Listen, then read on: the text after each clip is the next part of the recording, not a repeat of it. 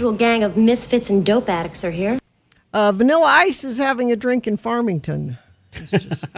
In Farmington. In Farmington. Not in D.C. because he's not going to be playing that show. He's he's chilling in Farmington. He's pretending he can renovate a house in Farmington.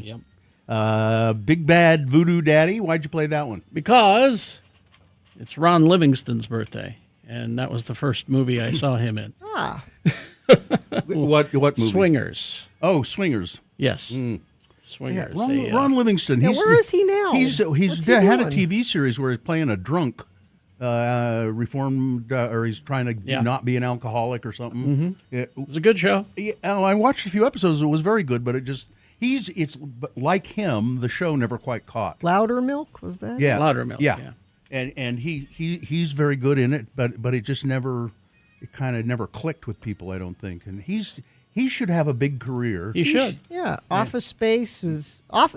Yeah, Office That's Space. what he's known for. And Swingers have such cult following. And he's great in them. Yeah. Big Bad Voodoo Daddy. Did you know that they played the Super Bowl halftime show in 1999? Did you know that they played the Big Ass Show? I can't remember. They did. What. They did. That's right. I can't remember what year that was. And with that song makes me think I'm going to collect drinking songs because that's a really good one. And of course there's the Kinks that we play. We'll be playing later today. But I think my all-time favorite drinking song is Tom Waits. The piano has been drinking, not me. That song is just so well. It's heartbreaking and it's great. It's not a fun drinking No, song. it's not. Although it's funny. There are very humorous lyrics in it, but the overall situation is he's trying to claim that he's playing badly because the piano's drunk, not him. Yeah, it's not me. It's The piano has been drinking. My necktie is asleep. And the combo went back to New York. The jukebox says to take a leak. And the carpet needs a haircut. And the spotlight looks like a prison break. 'Cause the telephone's out of cigarettes. And the balcony is on the make. And the piano has been drinking. The piano has been drinking. And the No, it's at the end. Never mind. Right at the end, he says the piano has been drinking, not me.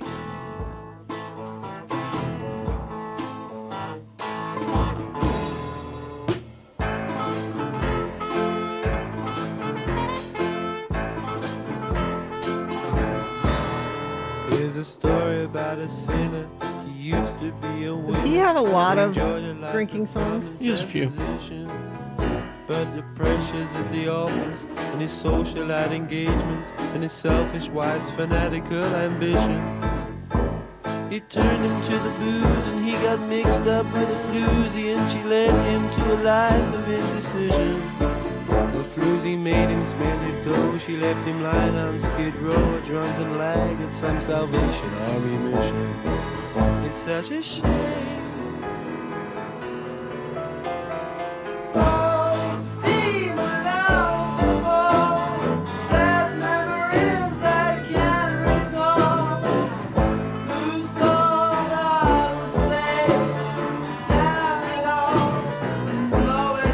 Now, I heard a song yesterday that I absolutely fell in love with. It's a drinking song, but it is not a alcohol drinking song. Well, then it's no good to me. It's the Coffee Song by Edie Gourmet.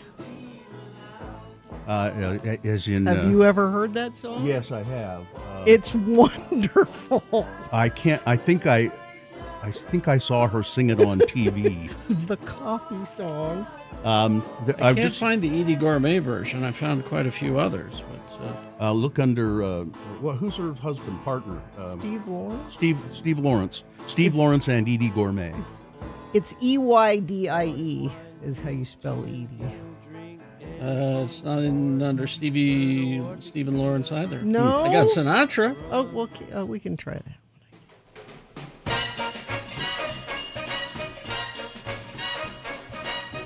Sam Cooke does a version of it. Oh, there it is, Edie Gourmet. Here Yeah, let's hear it.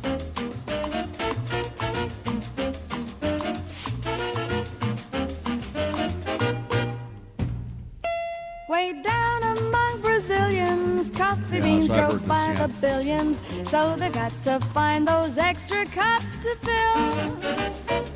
They got an awful lot of coffee in Brazil. You can't get cherry soda, 'cause they've got to sell their quota. And the way things look, I guess they never will. They've got a zillion tons of coffee in Brazil. No tea or tomato juice. Tomato juice. You'll see. No potato juice. What is potato juice? It's juice from a potato. What do you think it is? Politician's daughter was accused of drinking water and was fined a great big $50 bill. They got an awful lot of coffee in Brazil. Isn't that wonderful? You know what? It is nice. You know what they also have in Brazil? What? It's where the nuts come from. Yes. I was in a play once. Charlie's Aunt is the name of the play, and I played this guy who dresses up as a woman to pretend he's Charlie's aunt, and he's from Brazil. You know where the nuts come from. Here's one bourbon, one scotch, one beer. George Thorogood. Yeah, it's a 10-minute song. That's a so. No, I just mean it's. And then there's another George Thorogood. I drink alone. With nobody else. Yeah. Nobody else. You know, when I drink alone, I prefer to be by myself. Mm-hmm. How about Whiskey in the Jar by Thin Lizzy? Yeah. Oh, Metallica did it too. Drinking songs. I'm going to collect them. I'm gonna Make yourself a playlist. I'm going to make I made a playlist of everybody I could find that sang Brown Eyed Handsome Man. I have like dozens of Brown Eyed Handsome Man songs. So, but I'll do the drinking playlist next. Oh, that's not it. This is what we're after. This has been Farting Around with Carrie, Bill, and Gina on X96, Radio from Hell. Indeed it has been farting around. And now that we're done farting, we would like to ask you to check in with us. 877-602-9696 is the number. We have to take a break here to clear the air from all that farting around. So we'll start the fan up. And then when we come back and officially begin the show, we expect you to be on the phone checking in with us, 877-602-9696. Or you can text us if you like, 33986. Salt Lake Film Society. That's where we go to the movies. And one of the things I like about Salt Lake Film Society, well, one thing, they got brand new seats there. Yes. They're super cool. They have the Boho and the Classic. All 6 theaters have new seats. I still haven't tried those. Have you? You need to go try them. And you can try them a couple different ways. This is what I love about Salt Lake Film Society. They've got the Summer Showdown that started. So far, I think Big Lebowski is in the lead, but we've only just started it. So Summer Showdown is where you go and see these movies, and your butt in a seat is a vote for that movie. This weekend, it's Gone Girl and The Handmaiden, Friday and Saturday night. Also, don't miss the restored version of Train Spotting with a crazy cast led by Ewan McGregor and a great soundtrack on that. That opens on Sunday. So those are the kind of the older cult classic things they do. But tickets are on sale now for Christopher Nolan's The Odyssey on 35mm. It opens on July 17th. Showtimes and tickets are available at slfstix.org. You can watch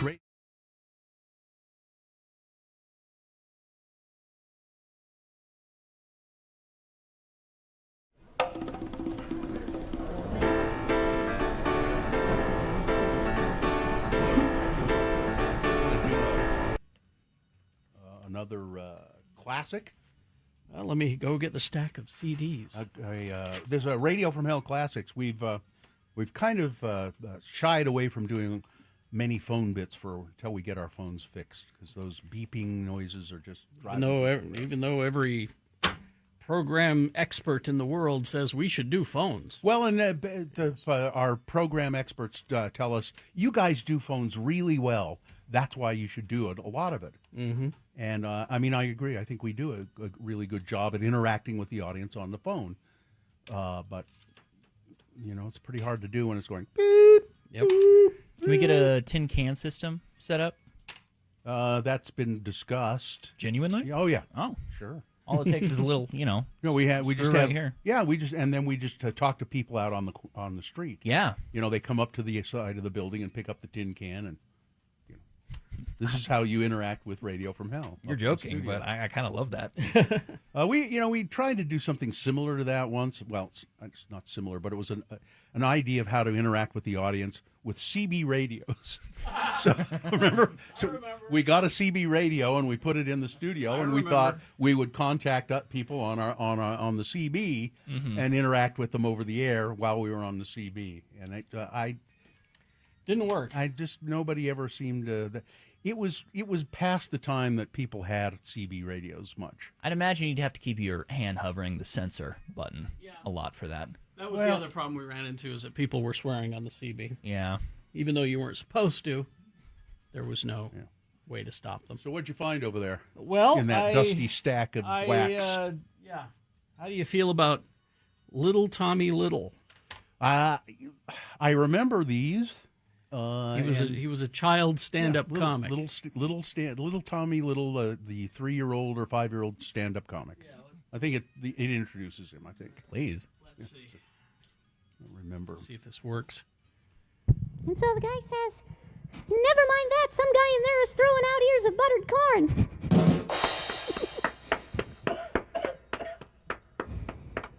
Jeepers, what are you, an audience or an oil painting? But seriously, folks, Wink, our MC here at Zany's, handed me a note before I came out on stage, and it says that someone in the audience is celebrating a special day. Is Stephen Peterson in the audience? Right here, Sonny.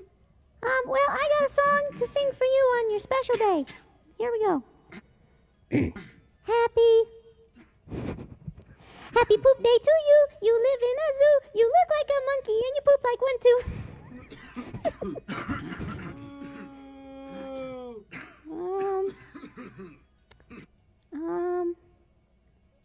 Poo poo pee pee. It's kind of high concept stuff.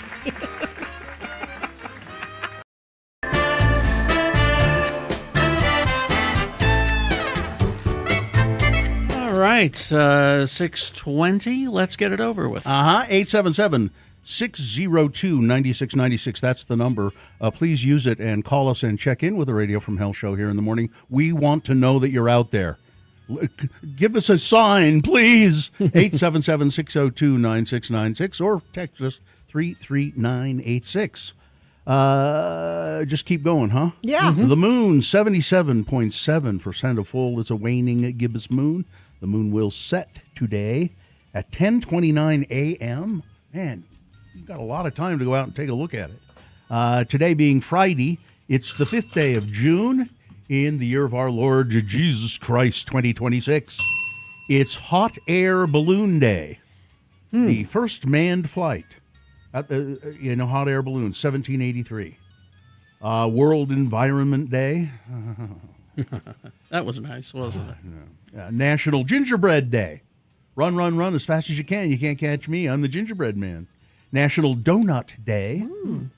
National Sausage Roll Day. Oh, nice. A spiced sausage wrapped in a buttery, flaky pastry. And it's World Thick Shake Day. Ooh. Not just a regular milkshake. You want a can't drink thick it shake. through a straw. You That's got to right. eat it with You a want a thick spoon. Like iceberg. And it's also Moonshine Day. Wow. Just, moonshine. Some shine. Yeah. This is the morning show that is soliciting private donations so that we can build a ballroom where Radio from Hell, starring the Lords of Morning Radio, is Kerry Jackson. I'm Bill Allred. That's Gina Barberi over there. Katie for short is our producer in the booth behind me. We have in there Dawson. And hi, Dawson.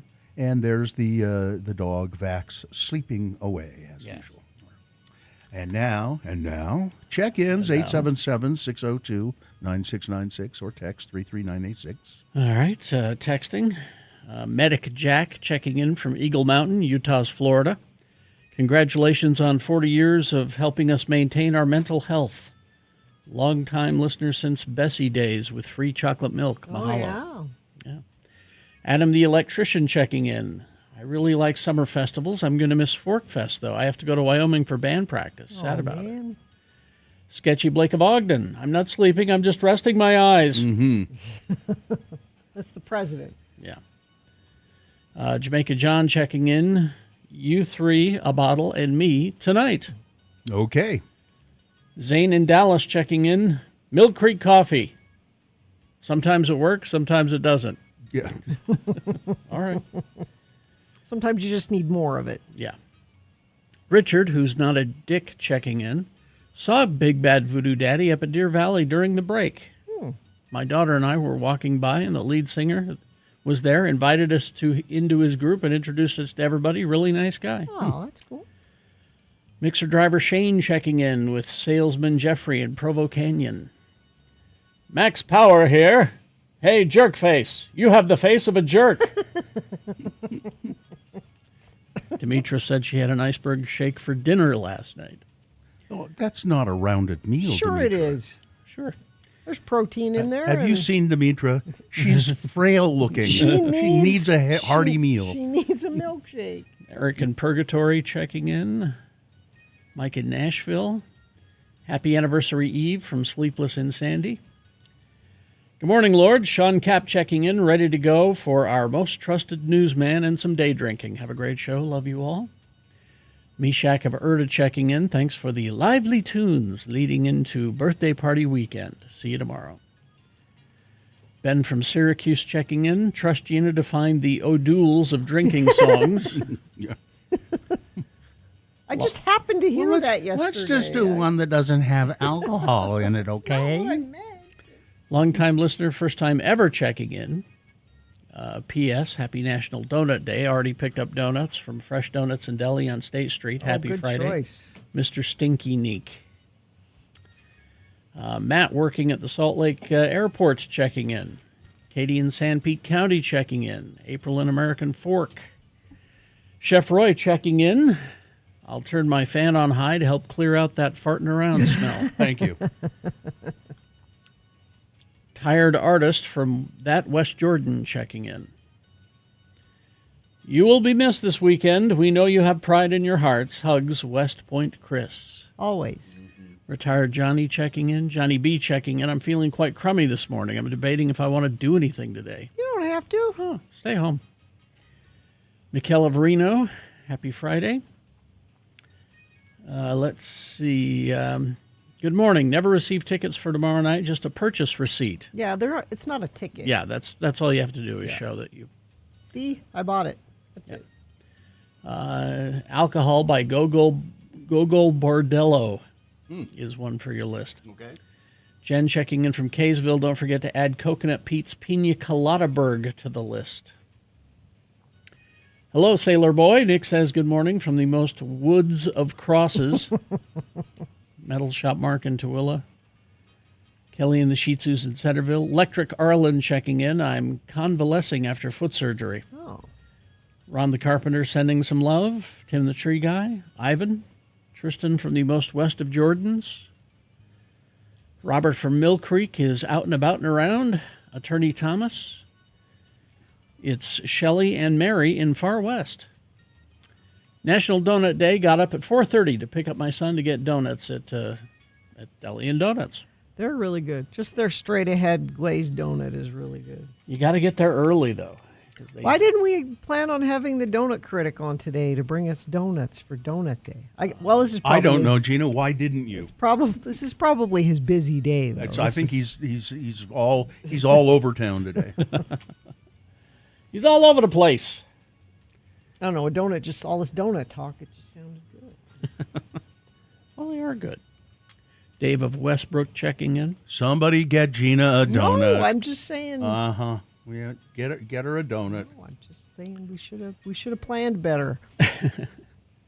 Well, I didn't know that it was National Donut Day. I didn't know until this morning either. If we'd have known, we could have planned. But we didn't know. Katie, make a note. If we're doing this show next year on June 5th. That's a big if right now. and it's not a Saturday or a Sunday. Yeah. Well, all right. It's Friday, and this, the phone lines being dead the way they are. Yeah. And the lack of check-ins just says to me that we shouldn't even be here on Fridays. I think that's a good idea. 3-day weekend. Yeah. Everybody could use a 3-day weekend. I think so. Yeah. We don't need to be here. Traffic, Gina, please. Probably nothing. There is one thing. A crash southbound Bangor Highway, SR 201 in West Valley. Expecting a couple of lanes of traffic, so that might be an issue for you. If you're having issues, or if you get a 3-day weekend, you can text us and let us know, 33986. Katie looked it up. June 5th is a Saturday next year. Okay. So, sorry. Well, doesn't matter. We probably won't be here anyway. So, okay. Coming up after these messages and a song, it's Big Boy News and a Pinuendo. And Frank Christ presents the Dead Celebrity Game. We'll tell you how to play, what you'll win coming up. Sean Means reviewing movies at 7 o'clock, including Masters of the Universe, the He-Man movie. Jimmy the Wine Guy will be here, 7:45, having another drink with Jimmy. Beat Gina coming up. We need your best questions. Oh, yeah. Email us a question about anything. We'll answer just about anything. Mm-hmm. Email us right now, radiofromhell@x96.com. Yeah, we'll get that on at about 8:45, so you have plenty of time to think about what you're going to ask us. All right? There we go. Let's see here. Okay. Tracy Aviary. Nice way to wake up. Isn't it always? 589 East, 1300 South, the southwest corner of Liberty Park. You just go there and sit and listen to the birds and find your zen. You can watch owls, hawks, and parrots soar right over your head during the daily ambassador bird demonstrations. I need to do this one. Step inside the lorikeet exhibit where colorful parrots land on your arm while you feed them. Oh, fun. I don't think Sue would do that. I think she would not be too keen on it. You don't have to do that. No. There's ways to enjoy them without them I'll landing. do it without you. Or the South American Pavilion, roaming bird encounters. You might come face-to-face with a giant colorful toucan. Daily pelican feedings. You can explore the treasures of the rainforest indoor exhibit, see birds from around the world, learn how the aviary is helping to protect endangered species in their habitats. More than 300 birds representing 100 species from around the world at Tracy Aviary. Go to tracyaviary.org or just go and see them at the southwest corner of Liberty Park. Don't miss a single moment of the Radio from Hell show. As soon as you... Well, because our phone system is all screwed up, normally we would be doing probably some Hello Yeah What or an X-Bowl or something. But we found all of these dusty old CDs that have recordings of things we used to do on the Radio from Hell show. Mm-hmm. And what have we got now? Well, Carrie had me pick, and I picked up a CD that has a bunch of X96 files on it. So this is like the X-Files. So, but it's a parody it's of a the parody of the X-Files. I see. The X-Files was a TV show a long time ago. And this one just said it was Barbie. Barbie's top of mind right now. I have zero memory of this. Yeah, I don't know if this is a good one or not. I'm just going on Barbie. It could be terrible. It could be offensive. It could be. I know it'll be too long. Yeah. And it took way too much work to do at the time. Exactly. Okay. And people think we need to vote on these, but no, we're just going to go through them. What do you mean vote on them? Like which one we ones? wanted? Or, yeah. Anyway, so let me... why don't you stroll over to the other side of the studio and The start CD that up? player's all the way over there. Someday somebody will invent some technology that, A button. remote start. A button of some kind. There are things which our government would prefer you not to know. Cattle mutilations, alien abduction, satanic summoning, cheap gasoline, and the actual whereabouts of Elvis may seem like subjects more suited to the tabloid headlines than the daily routine of FBI agents, but this is not the case.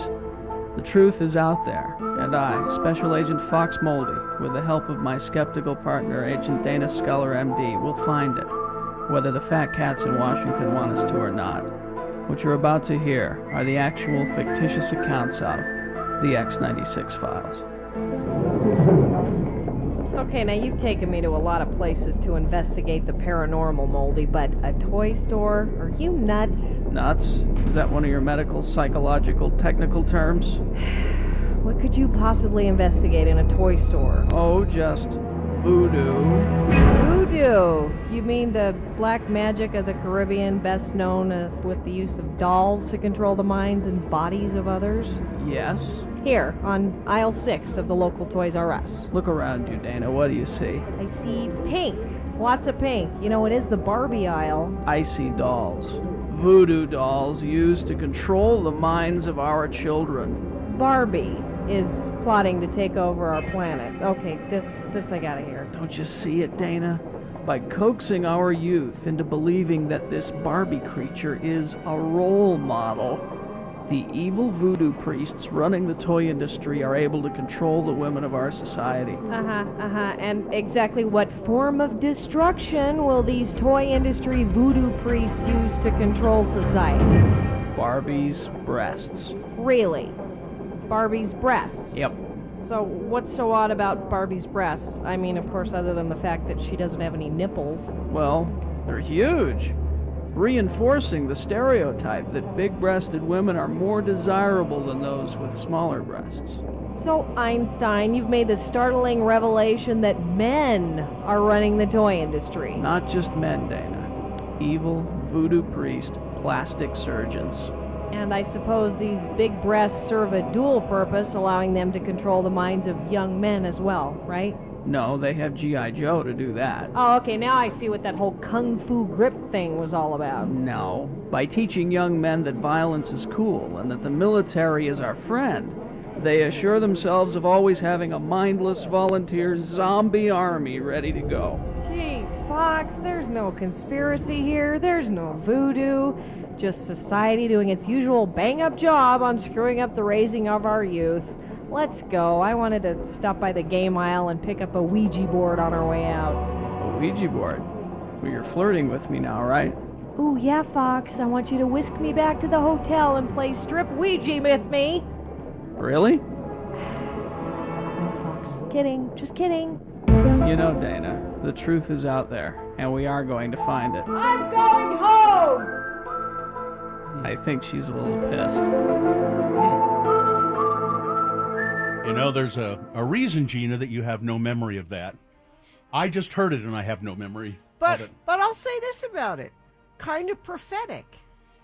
Well, Greta Kind Gerwig of, was kind- listening to the show yeah, one day. I think it was an inspiration. I don't even remember what it's about now. Oh, and a little offensive. It was a little. It was a little, yeah. How was it? How so? Just talking Saying the about- word nipples? Yeah. That's offensive? Just talking about Barbie's boobs. Is, Well, that's the point. Was the whole point of the sketch? yeah. I mean, Oh, well. You know, I'm just hoping the phones get fixed. back then we weren't the first to talk about Barbie's boobs.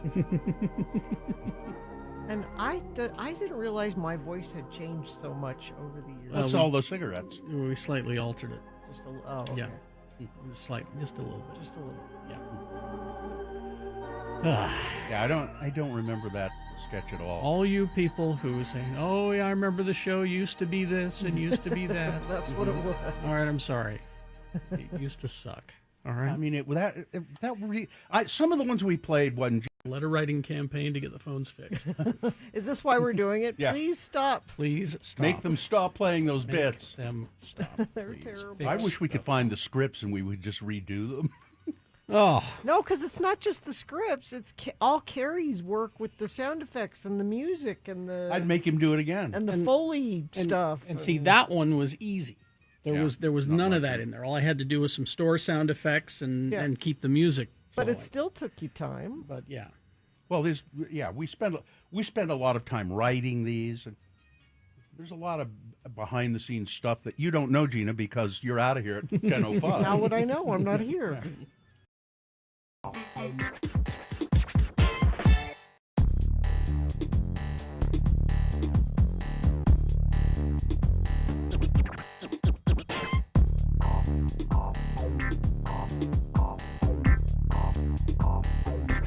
All right, 6:37 right now. And it is time for Big Boy News and Opinioendo. Now, right after that, it's Frank Christ Presents They're Fine, They're Just Fine, the Dead Celebrity Game. We will give you a list of 4 celebrity names. Three of those celebrities are just fine.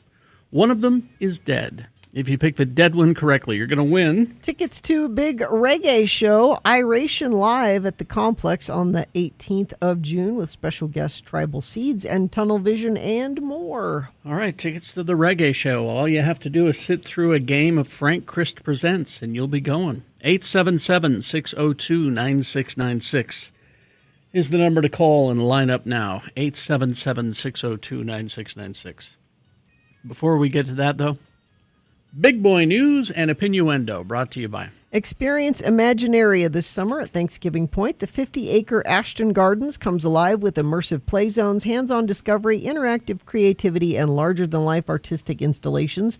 More at thanksgivingpoint.org. And never, ever forget. The views expressed on X96's Radio from Hell show do not necessarily reflect the opinions of Broadway Media, its management, owners, or advertisers. This program is intended for mature audiences. Parental discretion is advised.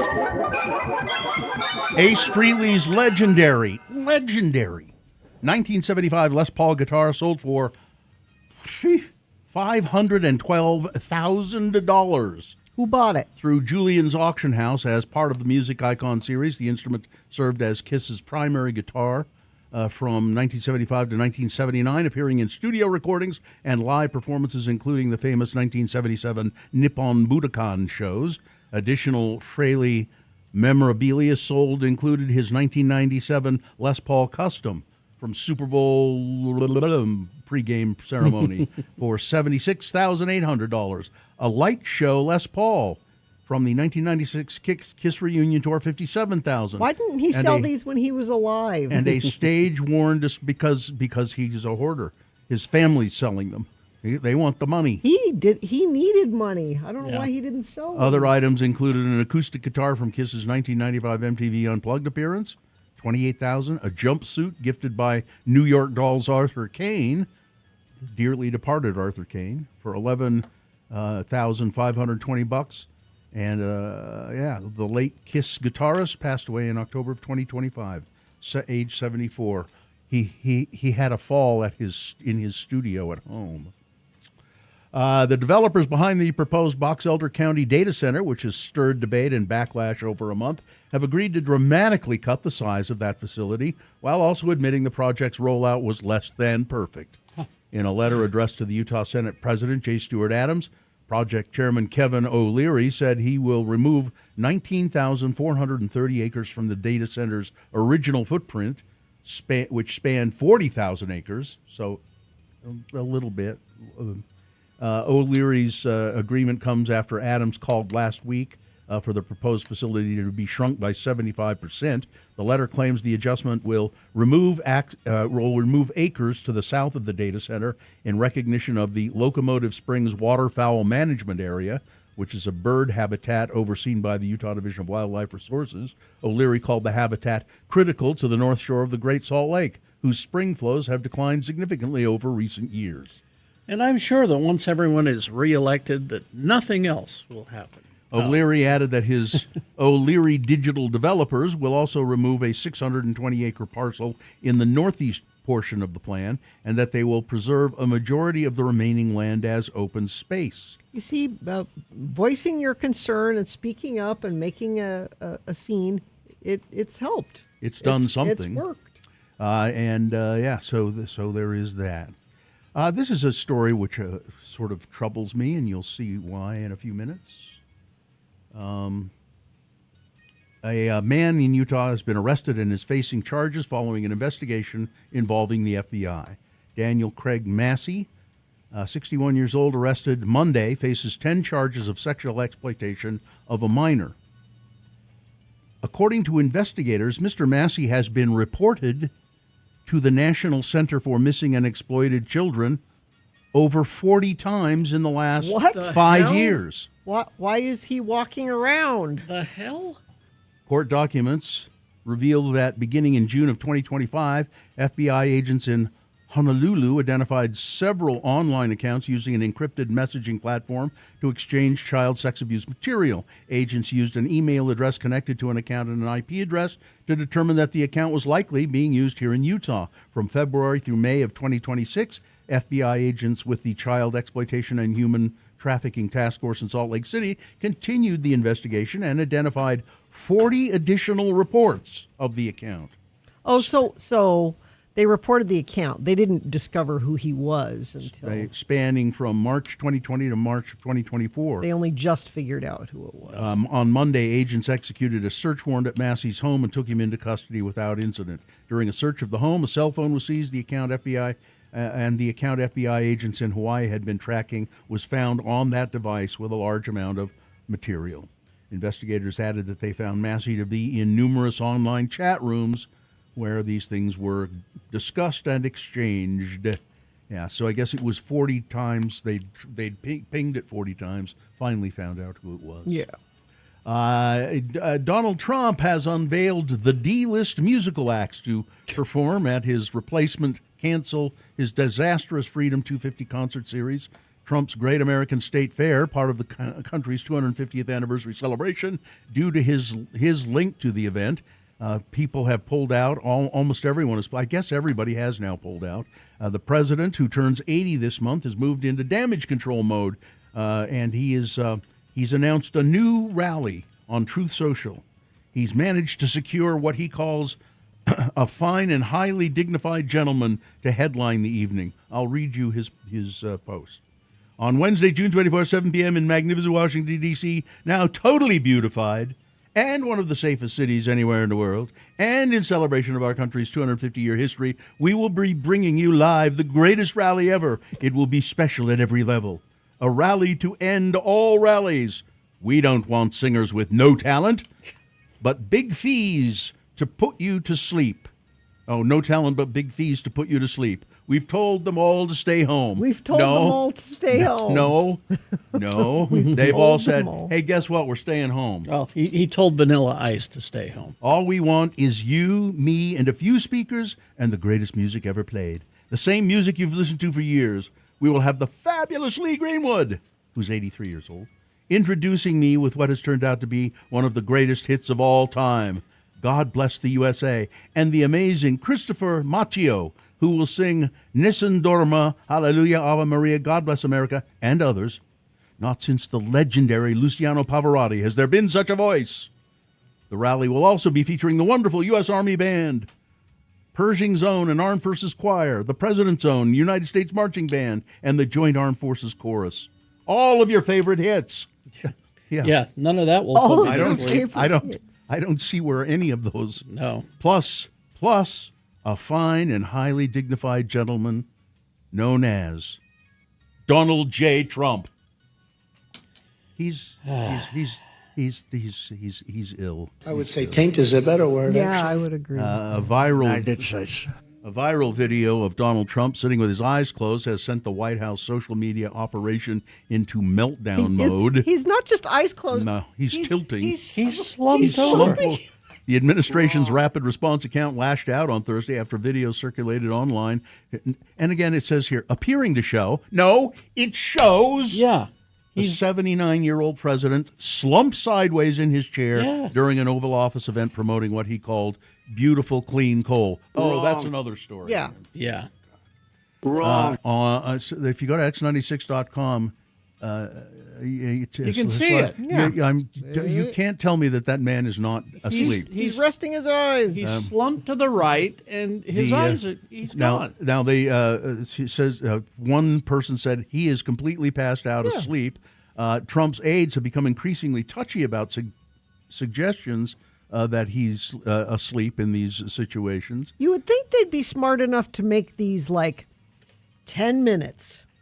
Okay, we can prop him up for 10 minutes because they wanted to do a proof of life for him because he hadn't been seen in public for over a week. So they're like, we better do something with him. 10 minutes. You come in, you get photo op and leave. But you don't understand. His cabinet has to kiss his ass, and that takes some time. So, You're going to like President Trump. The Daily Beast reached out and asked about it, and the White House responded, President Trump is the sharpest, most accessible, and energetic president in American history. He's fine. He's just fine. While the deranged and failing Daily Beast has their lightweight, glue-sniffing reporters push baseless conspiracy theories, Donald J. Trump is working around the clock to make our country greater than ever before.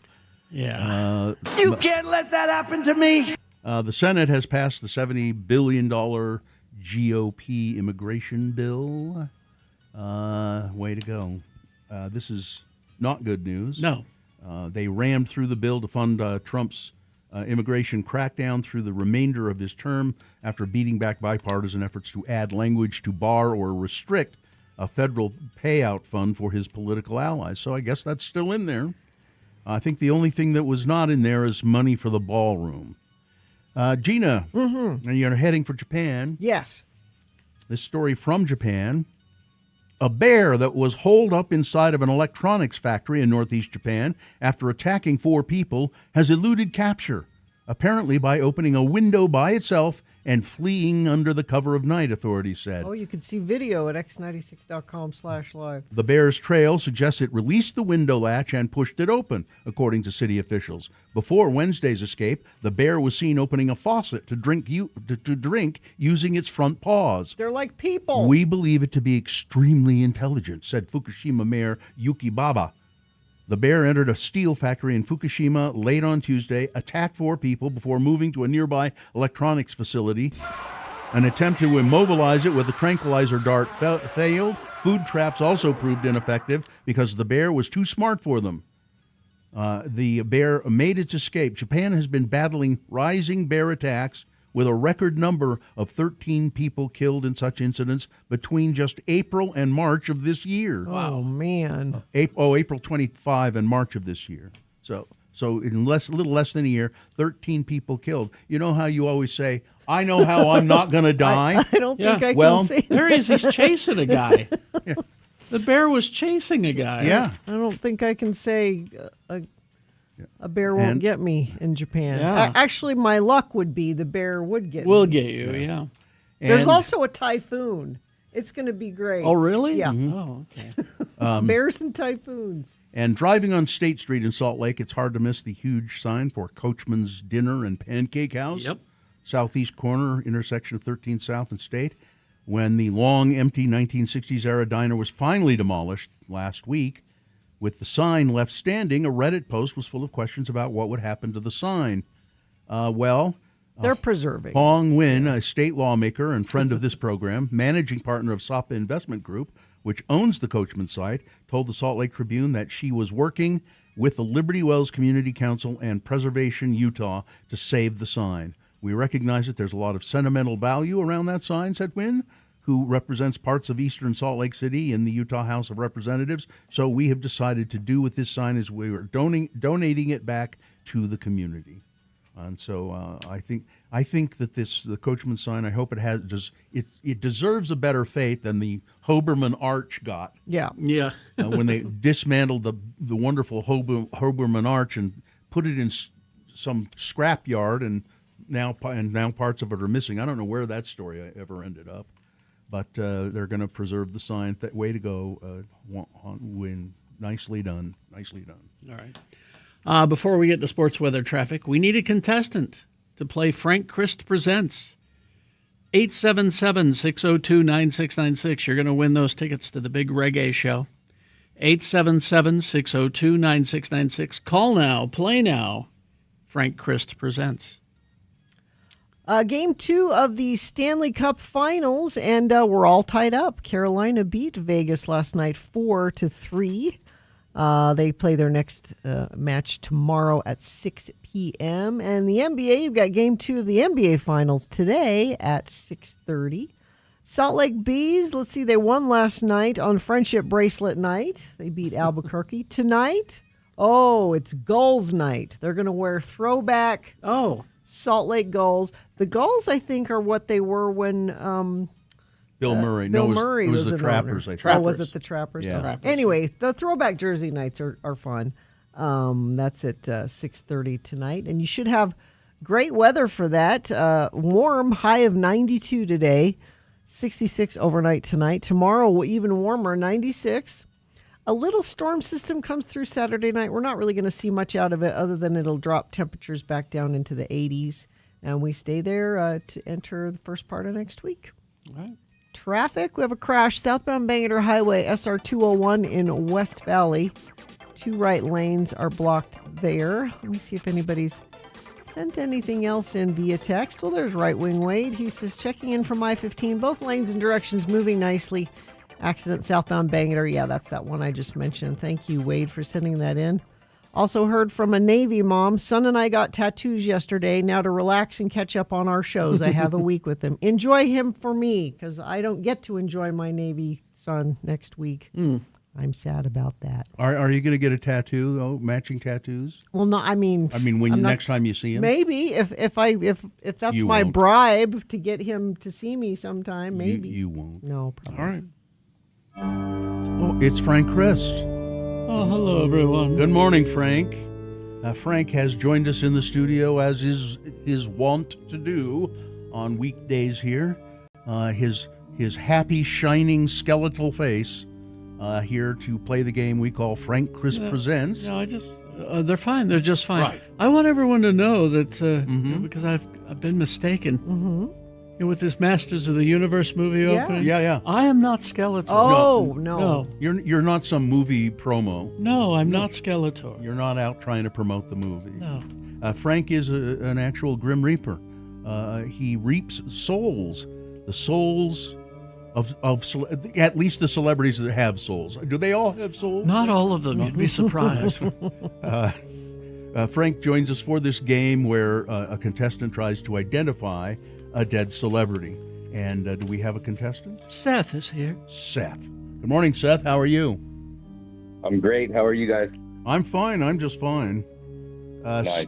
Seth, Frank has given me this list of actors, and there are 4 actors on the list. 3 of them, they're just fine. They're fine. They're just fine. But one of them, Frank has had to take. And Seth, if you can identify the dead celebrity, you're going to win a prize. What is it, Gina?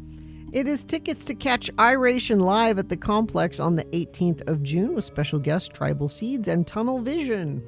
All right, Seth, because this is a National Moonshine Day, Frank has given me a list of actors in movies about moonshiners. And here we go. You tell me which one of these 4 has passed. Number 1, Tuesday Weld.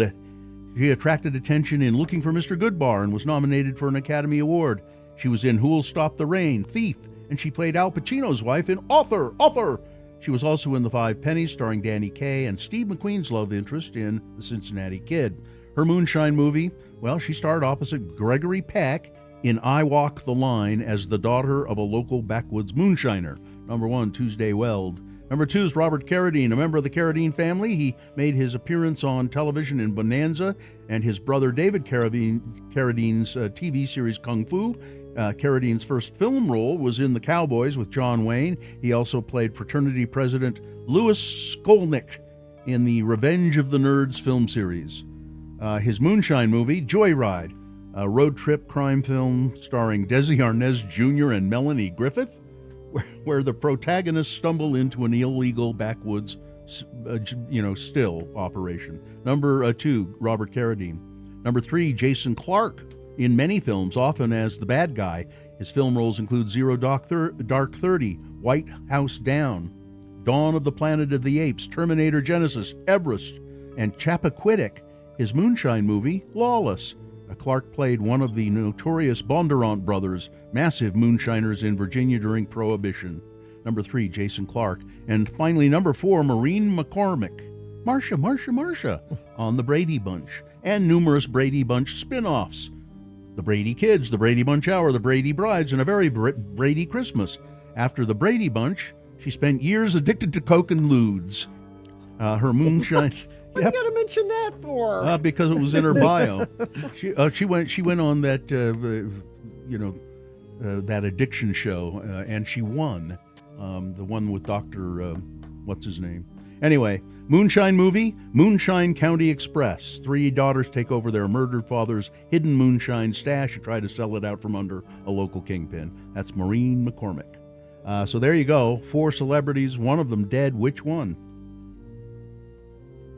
Well, I think the Brady lady's still alive. I think Robert Carradine's still alive. I'm not familiar with the other 2, but I'm going to guess number 1.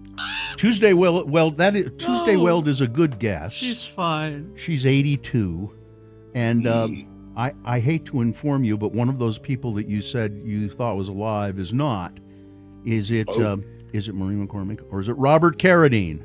Robert Carradine. Robert Carradine. That's right.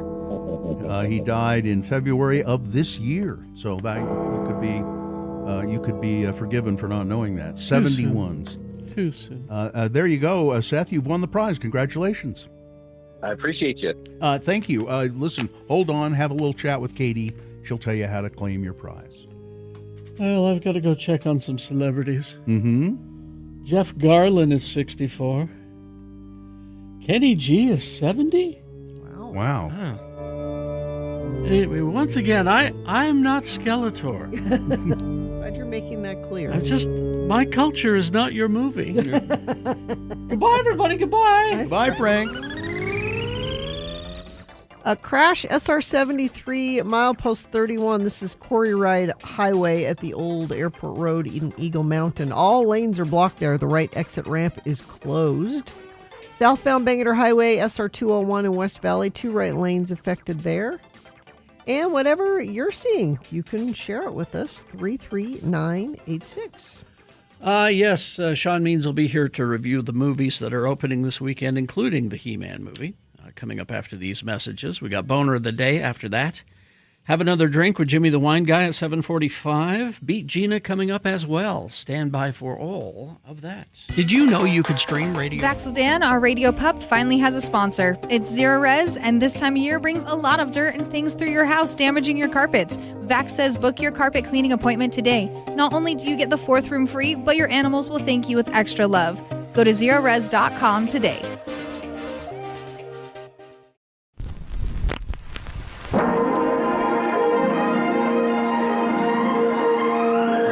It's often said that people of Utah speak a language all their own. It's a language that's often confusing and even incomprehensible to newcomers here in the Beehive State. So, Radio from Hell presents a handy guide to help everyone understand how the natives speak. It's the Utah Word of the Day, and today's word is... Snuff. S-N-U-F-F. Snuff. Now to use the Utah word of the day, snuff, here are the mayor of Mona, Utah, Don Criddle, and his son, Denver Criddle. The town of Mona is still without a local radio station because of the disappearance of the station's broadcast tower. Yes, someone or something has stolen KVOM's tower, all 200 feet of the steel structure, and no one seems to have a clue. But Denver may have a lead on the theft. Again, the word is snuff. Daddy, the KVOM radio tower was stolen. Yes, son. Months ago, I know. And no more radio tower, no more KVOM morning show consisting of Captain Breakfast and Benny the Egg. Which means no more liberal bleeding heart anti-MAGA crap out of that egg fella. And no more anti-Mayor Mona junk, too. No more Captain Breakfast calling me Mayor Fiddle and Biddle and Diddle. No, Daddy. That was just all high-spirited radio guy talk. They don't mean nothing by it. Most radio folk I have found don't even know what they're saying when they're saying it. Their mouths are moving and words are coming out, but they really don't know what them words are. Well, that don't surprise me a bit. Diarrhea of the mouth. That's what my mother used to call it. But what do you want about anyway? You hear something about what happened to the radio tower? I did, Daddy, I did. And what I'm about to tell you maybe will sound far-fetched. Maybe even far-fetched, but just have an open mind, okay, Daddy? All right, okay. Now, what about the missing radio tower? It was Dalton Smalley that put this thought in my mind, Daddy. Smalley? Oh, for hell's sake, Denver. He hasn't been right for 20 years or more, ever since his ma turned him out of the house so she could use his room for that second husband of hers. He's still living at the landfill? That's how I came to be talking with him, because I was down at the landfill looking to see if someone had tried to just scrap some of the tower, looking for pieces of it.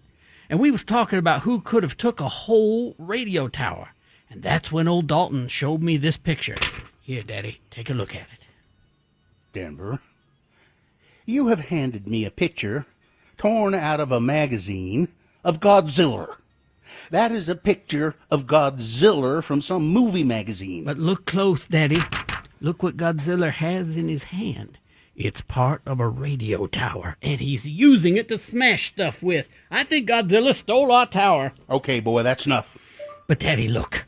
The monster has a radio tower in it. I said that's enough. It's a picture from a magazine. It ain't a crime scene photo, so that's enough. Okay. Mr. Smalley also sent along these sweet rolls for you, Daddy. He says the baker's trucks drop them off at the landfill every week and that they're really actually pretty good. Join us again some other time as we examine how the Utah natives speak with the Utah Word of the Day.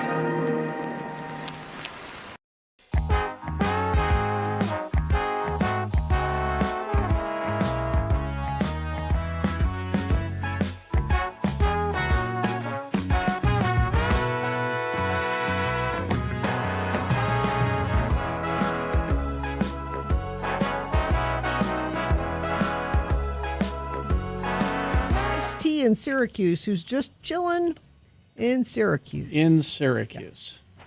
Syracuse. All right. Is this a sponsored feature, Gene? Yes, see movies on the big screen at local donor-funded Broadway Center cinemas. This weekend, the Summer Showdown continues, featuring Gone Girl, a great movie, and The Handmaiden. Not like The Handmaiden's Tale. This is a different movie, The Handmaiden. Friday and Saturday night. Tickets at slfstix.org. Oh, yeah, Doogie Howser's in that, isn't he? In Gone Girl, yeah. Yeah. It's time for Sean Means. He's here to talk about the movies. Sean Patrick Means, a reporter and editor with the Salt Lake Tribune. You can see his work at sltrib.com. And Sean is also a movie reviewer, and his reviews are collected. You have any idea how many are there? Moviecricket.net? More than 1,000. More than 1,000 movie reviews. Quite a few. Goes back to 2018, I think. So if there's a certain movie you're wondering about, and you think, I wonder what Sean Means said about that, you can just go search it. There you go. All right, Sean, what do we got? Well, we got 3 movies opening in theaters this weekend. There is another scary movie out there. Actual scary movie, not like just a scary movie. This is the franchise that cannot die, although maybe it should. This is a spoof of horror movies, and usually just any movie that they can find since the last one came out. So, which was 13 years ago. It's been a while.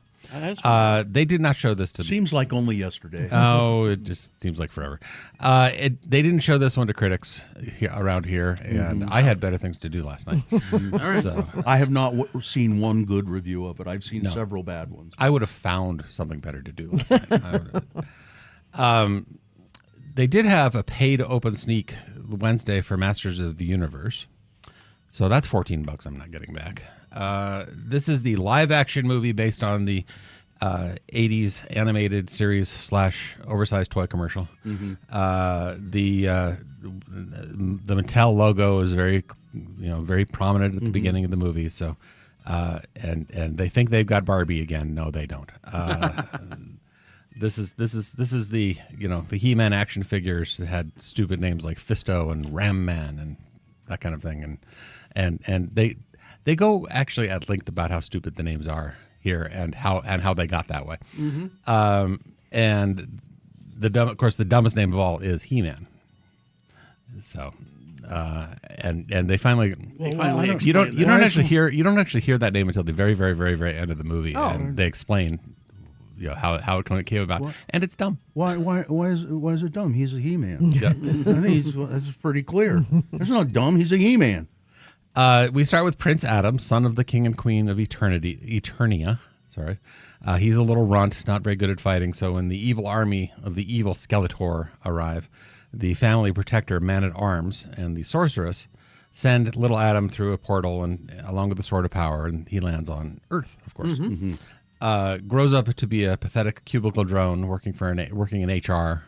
But he's obsessed with finding the Sword of Power, which got away from him when he. So he knows who he is. He knows he thinks he knows who he is, but because it's dim memories of when he was 10, he doubts himself, and of course nobody else believes him. Of course, yeah. And until one day, trouble comes and finds him in a form of a beast called, strangely enough, the Beast. A beast man? A beast man shows up in Oklahoma City where he is. Naming things has never been this franchise's strong suit. I'm sorry. Somebody else also finds he's a beast and a man. He's Beast Man. Not to be confused with Moss Man. No. Which was the same figure, just green. Yes. Okay. Mossman's in this too. That makes sense. Tila finds Adam. She's a fierce warrior and was Adam's childhood best friend. Now she's all grown up. Tila takes Adam back to Eternia, so Adam, can now, see that it's not just all in his head. Her name is Tila? Tila. Now, I'm not that familiar with the whole He-Man thing. It's not Tila Tequila, is it? No, just Tila. No. Okay, I'm just checking. Skeletor and his second in command, the witch Evil Lyn, have made everything dark and creepy in Eternia. So it's up to Adam, Tila, and Man-at-Arms, who we see has let himself go. Yeah. In the last few years, he's kind of I bet you're going to tell me that Skeletor isn't a good name too. It's pretty stupid, actually. Yes. He's a skeleton. Okay, so run through the cast here. Prince Adam is played by Nicholas Galitzine, who's very good looking. Tila is played by Camila Mendez, who's also good looking. Man at Arms is played by Idris Elba. Gina, is he good looking? He's good looking. Very good looking. Okay, yes. Sir Idris to you, by the way. Yes, Sir Idris Elba. Skeletor is played by Jared Leto, and I can't say whether or not he's good looking because we never see his face. Never see his face. It's just the just the as skull well. mask. He also tries to be funny, and it's weird because this movie can't decide if he's being serious or trying to be like, do this sort of, Lord of the Rings level myth making, and it's just it's being silly for small children. It can't figure out what it's doing. It's this is a profoundly stupid movie, and it's not fun at all. And Nicholas Galitzine, I like him as an actor. He was actually quite fun in The Sheep Detectives. So far, my favorite movie of the year. He also was in The Idea of You, which was the rom-com a couple years ago with Anne Hathaway, where she fought. He was the young rock star that she wound up with. 1.5 stars for Masters So of the you Universe. didn't find this fun? Not at all. The only thing that was worthwhile was Alison Brie plays Eva Lynn. She seems to be the only person on here who understood the assignment. So, I don't know. I think you just didn't get it. I didn't want it, I think is more accurate. I don't have any idea what it's. All right. Yeah. Power Ballad. Power Ballad. Okay, this is directed, the new one, director John Carney. He has built a nice little niche for himself out of charming movies about musicians struggling in Ireland. He did once. He did Once, which won the Oscar for best song. It's one of my favorite movies of all time. Wonderful. And Sing Street, which is also lovely, fun movie. This movie is in Ireland again, but the two main characters are American. We have a guy named Rick Power, who's an American who used to be a rock star, became a wedding band singer in Dublin, and he's got a wife and a teen daughter and so on. And then we have a guy named Danny Wilson, who's a former boy band star. And he, the boy band guy shows up at a wedding that Rick's band is playing at, and they wind up jamming after the wedding. They wind up jamming for a while, staying up all night, playing music together, talking about their songwriting and so on. And so Rick is played by Paul Rudd. And Danny, the boy band guy, is played by Nick Jonas. Oh, okay. That tracks. Who does have some familiarity with boy bands. 6 months later, Rick finds out that Danny has recorded a hit single that's ripped off from a song that Rick wrote. Ah. But he can't prove it to anybody. Because it was just them sitting in the room. Yeah. And he doesn't have like previous audio of him or anything like that. So nobody believes him, not his band, not his wife and daughter, and certainly not Danny's manager, who keeps threatening a lawsuit if Rick keeps bugging them. Yeah. So Rick goes a little nuts, and he's trying to prove that he wrote that song. This is very funny. It's very light, very charming. It's not as silly and as slapstick as it could be, which turns out to be a good thing. And it really becomes Paul Rudd's showcase. Oh, good. And the thing about Paul Rudd, as we know, he can't help but be charming. Yeah. It's just sort of in his DNA. He's a nice guy, even when his character is getting a little, annoying and crazy. And the song in question actually is a good song. I would be happy to see come Oscar time that it shows up as one of the, get to see Nick Jonas play at the Oscars. That'd be nice. 3 stars for Power Ballad. Oh, there you go. And it's also in theaters everywhere. All right. That's So next week, the big thing. We have Disclosure Day. That's a big. Do you have any idea? Is this going to be a long Steven Spielberg movie? I have no idea what the running time is. I have not looked it up. Sometimes his movies get to be long, but never boring. Yeah, So- that's fine how long it is. Yeah. Roger Ebert used to say, "A good movie is never too long, and a bad movie is never too short." That's right. And this is about people. It's called Disclosure Day. It's about people who learn the truth about whether there are aliens. And the cast: Josh O'Connor, Emily Blunt, Colin Firth, Coleman Domingo. I mean, great cast. Yeah. Early word has been that it's amazing. Yes, It's 2.5 hours. Okay. We also have The Furious, which is a crazy, violent martial arts movie from Hong Kong that is getting a U.S. release. Okay. You see people swinging weapons that people have no right to be swinging. It's pretty cool. And then there's Stop That Train, with exclamation points after every word, which is sort of an airplane-like parody of disaster movies with a lot of the main characters played by people from RuPaul's Drag Race. Okay. All right. And of course, RuPaul is the president. Of course. I'm for that. So I'd vote for RuPaul. Yeah. You could do better. All right, there you go. That's next week. Sean Means, sltrib.com and moviecricket.net. Thanks for being here. Thank you. Very much. All right, traffic, Gina, please. Oh, let's see. The only thing in the last hour is this issue SR 73, Quarry Ride Highway, Old Airport Road, Eagle Mountain. All lanes affected, right exit ramp closed. So my guess is that will be an issue for a bit. That's the only issue that UDOT's reporting, and I don't have anything that friends of the program have sent in the last little bit, but you can always report to us via text if it's safe for you to text 33986. All right, we've got boners coming up here. The candidates you'll be considering. Number one, it seems logical. If you believe in demons, you can believe in UFOs. Boner candidate number two, here's good news. George Santos has discounted his cameo videos by 55%. And boner candidate number three, school is meant to smother youthful exuberance. All right, boners, big boy news, all coming up after some messages and a song. Stand by for all of that. Zero res, Gina. Well, June, it's when summer really starts to kick into gear. Kids are home, people are traveling, hosting friends and family. Well, and they're all dirty. Yeah. Dirty friends, dirty family. Every one of them. They're ruining your carpet. So you need to have Zero Res come in and clean it. Not just your carpets, too. Air ducts. That's a good one because I bet you've never had it done. Yeah. And when you do, they will pull out all of this hair and dust and dander and gunk that you've been breathing, and you'll be like, why didn't I do this sooner? And it's a good time to do it. Get 3 rooms of carpet clean for just $129. Plus 20% off air duct cleaning because the ACs are going to kick in and you're going to be breathing that air, so get them cleaned. Patented technology gets your carpets cleaned the right way without the use of sticky soaps or harsh chemicals. Helps you stay cleaner longer while being safe for kids and pets. Once again, the deal, 3 rooms of carpet, $129, 20% off air duct cleaning. Start summer off with a clean home. Call 866-0RES or go online at zerores.com to schedule your appointment today. Spelled the same forwards or backwards, Zero Res is the right way to clean. Listen up. Anyway, so Pride yesterday, and we still haven't determined really how many years we've done this parade. I don't know as I've ever missed one since we started. I missed one. I can't.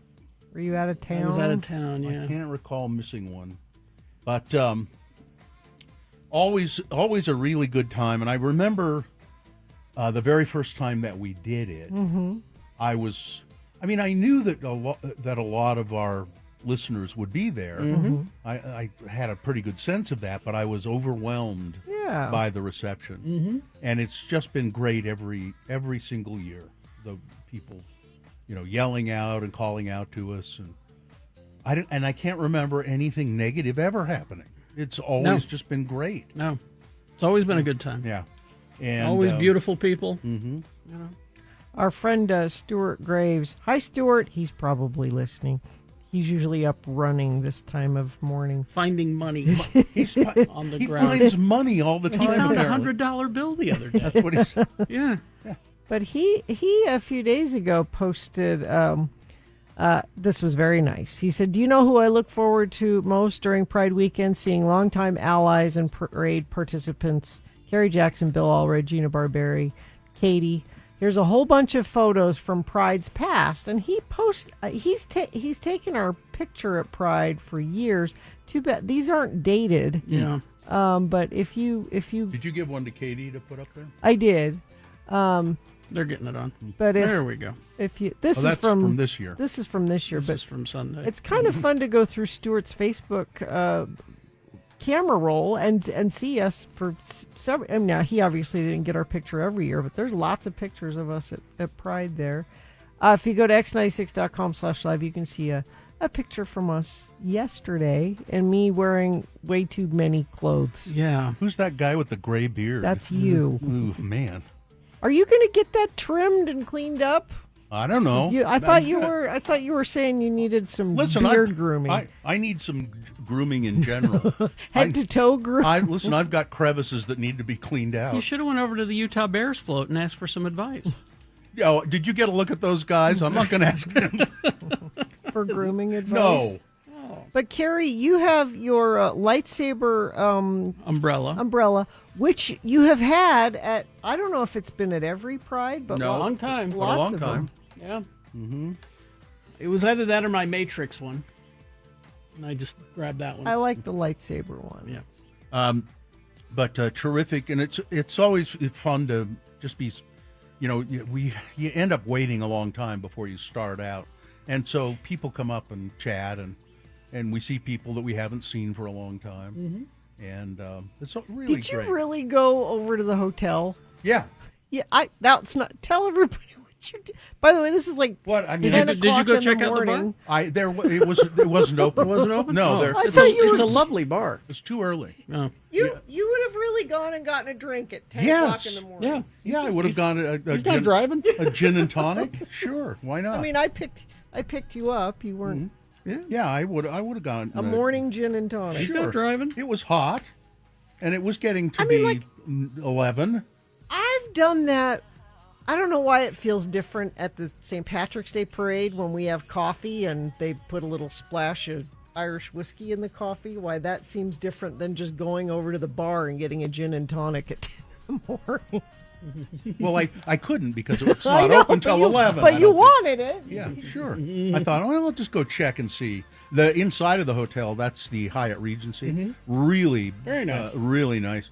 Huge lobby. I mean, it's enormous. Oh, no, we missed this. Steph said there was a pop-up bar in front of the Salt Palace. Really? Yeah. We missed that. Yeah, I think somebody's mentioned that to me, but by that time I didn't want to walk down there. So.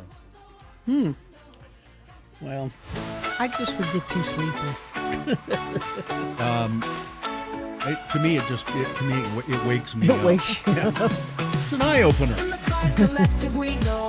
The terrific people, thank you so much. I have a bone to pick with the Pride organizers. Oh no! What's that? So they have announcer booths, stands. This is not their fault. They're the ones who do it. No, we provide them that information. Yes. They didn't come up with that. I don't think we gave them anything. Yeah. We must not have. No, that comes from us. That does. Yeah. If that script came from us, then somebody needs to have a stern talking. Yes. Because Broadway Media. No one knows who Broadway Media is. No, that's not Pride. That's no. Yeah, we provide that. I thought they wrote. No. We provide that script. Well, then somebody here needs to let go. Now I know what it they was were. that bad. So they were saying. So what Bill's talking about is, as the parade goes, there are different stations along the way where they have an announcer that tells you what the next entry is. And when our entry came by, instead of it saying, and up next we have X96 and Radio from Hell and Bob in the mix. It just said Broadway and Media. Big Buddha and so forth and so on. And people don't know what that is. It's Broadway Media bringing together a coalition of good feelings and dance moves for a quarter of a century. What? Means nothing. Red. Join the parade, dance along. Feel the pride where we belong. Shake the ground, raise your voice strong. Celebrate all night long. Join the parade, dance along. Feel the pride where we belong.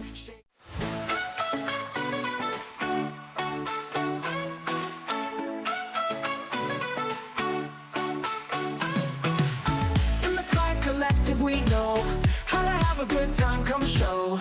Colors, bright lights, all aglow. Watch and learn, my friend. Let's go.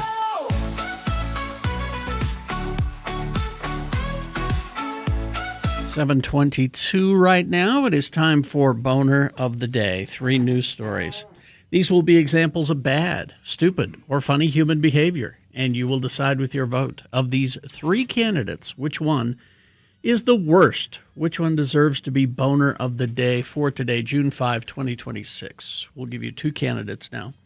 a third after the news, and once you've heard all three, you will vote. One of you lucky random boner voters will receive. I can't buy it. Gotta win it. Radio from Hell Boner t-shirt. Boner candidate number 1. Well, it seems logical. If you believe in demons, you can believe in UFOs.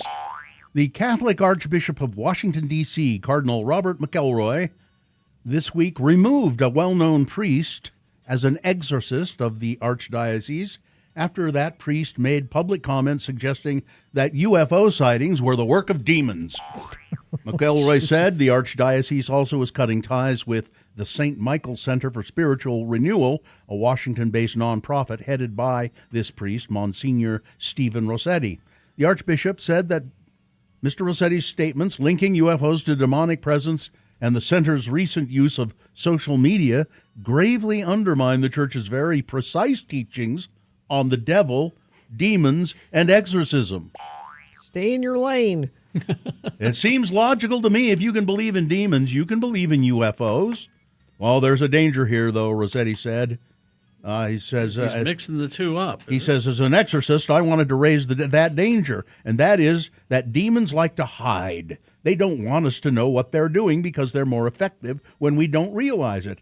They can kind of get into your head, and manipulate things in the world to influence us to do evil. It's my personal belief that probably many, if not most, UFO sightings are in fact demons, he said. Why are they firing this poor guy? If he can believe so much in demons, I think he can believe in UFOs too. Boner candidate number 1. Here's boner candidate number 2. Well, here's good news. George Santos has discounted his cameo videos by 55%. Disgraced ex-Congressman George Santos is accused of telling a reporter that an expose on him would get you a gun in your face. Ooh, wow. Yes, NPR journalist Bobby Allen says the alleged threat came in a furious phone call from a blocked number a day after he revealed that the Justice Department and the Commodities Futures Trading Commission had opened investigations into Santos trading on the prediction market Kalshi. The federal scrutiny was first reported by NPR. The investigation centered on bets that Santos appears to have placed against his own appearance at Trump's State of the Union address in February, even as he posted a gushing video telling followers how thrilled he was to attend. Kalshi froze his account and referred the matter to federal authorities. When Allen picked up, Santos called him about the story. Allen picked up the phone, and Santos was boiling with rage, the reporter said.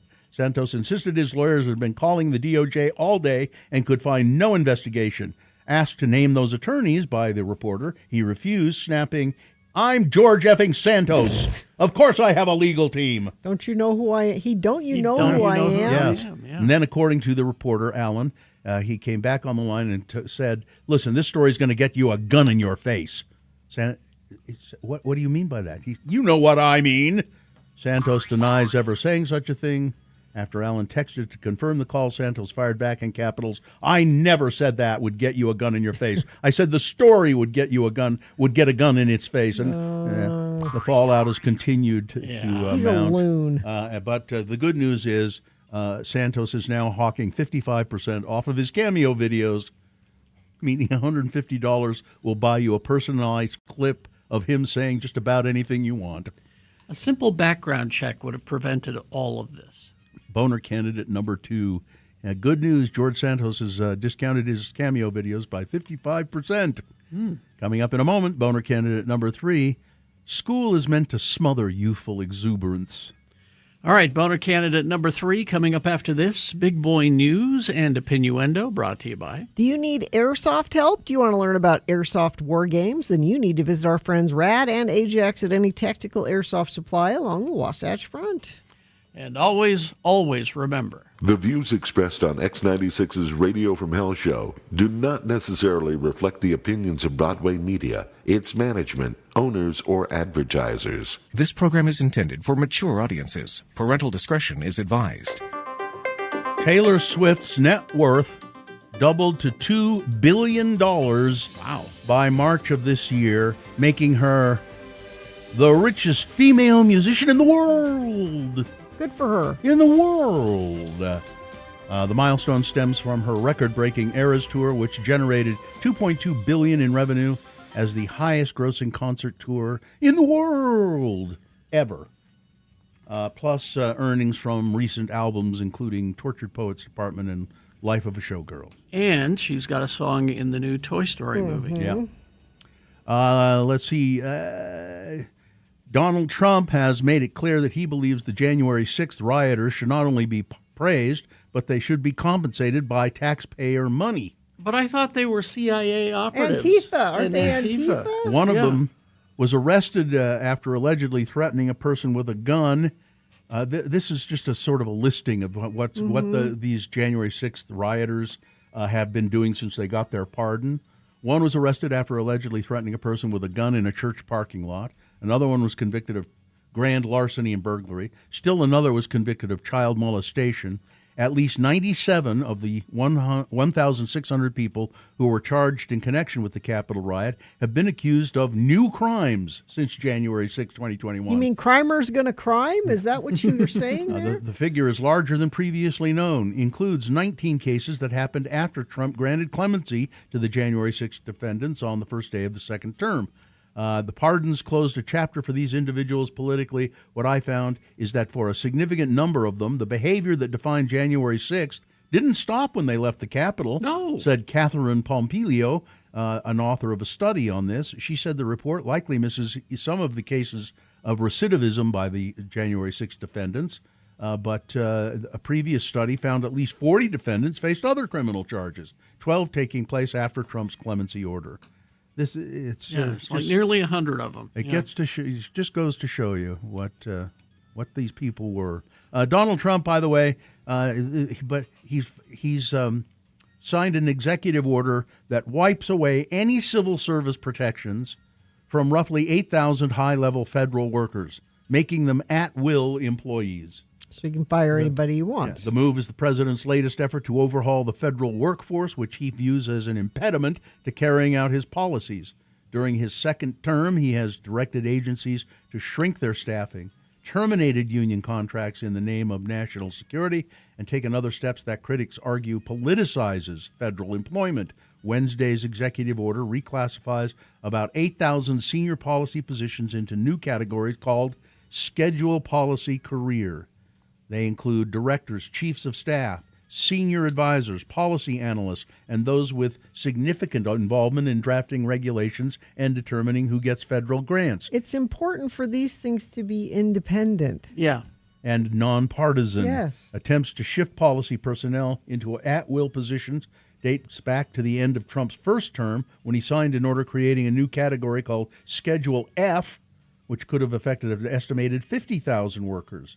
Joe Biden reversed that directive, but this is, and he's just going ahead to doing it. New signage. The Kennedy Center's general counsel has ordered staff yesterday to remove Donald Trump's name from the Kennedy Center building by June 12th, according to a memo obtained by CNN.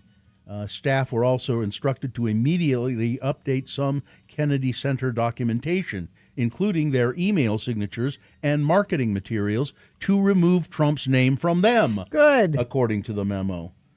To comply with this order, you must immediately change email signatures, letterhead, and other documents to reflect the name as the John F. Kennedy Center for the Performing Arts, or Kennedy Center. Other changes, such as to templates and forms, signage, brochures, website pages, must be completed no later than Friday, June 12th, the general counsel wrote. Now he's pivoting to want to change the Lincoln Promenade to the Trump Promenade. Oh, my God. That's the next thing. The day after Box Elder County Commission cleared the way for the massive Stratos Data Center project to move forward, a planning organization came through a county employee's email box with an invite.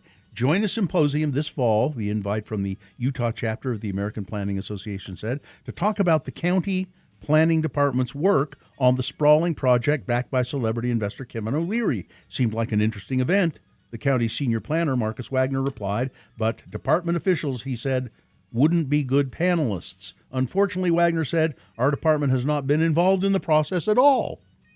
So they're asking him, come and talk to us about how you guys were involved in this process of getting the planning center, or the data center. They said, no, we couldn't do that because we weren't involved. county employees were not involved at all. A prosecutor called Rob Riley wolf in sheep's clothing. A victim spoke directly to Mr. Riley, saying to him, "You are not a good person." These were vignettes from his 2 recent sentencing hearings. Riley operated the swimming pool company Triton Pool and Spa. Victims say Riley took tens of thousands of dollars in deposits that were to go toward new swimming pools. Instead, the victims and prosecutors say he dug some holes and then left them with partially finished in-ground bowls. I'll be back and finish that. Yeah, in January this year, a jury in Ogden convicted Riley of theft by deception and 1 count of communications fraud, and then he pled guilty to some other charges as well. Let's see what else we have here. Large police presence will accompany the 999 riders after complaints. You know what the 999 riders are? I can't remember. It's the bicycle riders who every Thursday evening Oh, yeah. just start riding their bikes together. Big and there are group. lots of them. Yeah. You know, so hundreds of them. And they've been doing this for like 15 years, but there have been some complaints about it recently. They start the ride at 9th and 9th, travel west on 900 South, and then they start about at 9 p.m. Mhm. Been some complaints. So the police are going to sort of monitor it for a while and see. They're not going to try and shut it down. They just want to make sure that things are orderly. What could go wrong? Several women who dated Graham Plattner recall unsettling behavior. Graham Plattner is the Democratic candidate for Senate in Maine. He's the oyster farmer. Rumors have been spreading about his messy personal life. Yep. And there are more and more women saying, you know, he was kind of creepy when I dated him, and he was charming, but, you know. I want boring, smart people. So, Gina, you're going to Japan, right? I am, yes. Next week. Yes. An airport, and I hope you're not landing here, an airport in the Japanese city of Hanamaki has temporarily suspended flights because there's a bear wandering around at the airport. The animal was spotted on the tarmac at about 1300 local time, halting flights for more than an hour. Human encounters with There he bears is. have reached record levels in Japan. 13 people have been killed by bears this year. More than 100 people have been wounded. This is something I am going to worry about while I'm there. Well, as you say, this is one of these things when you say, I know how I'm not going to die. I can't You can't say confidently about this. say that. Well, I was going to recommend to you that you go. There's a park, and I can't remember what city it's in. We went there. Yeah.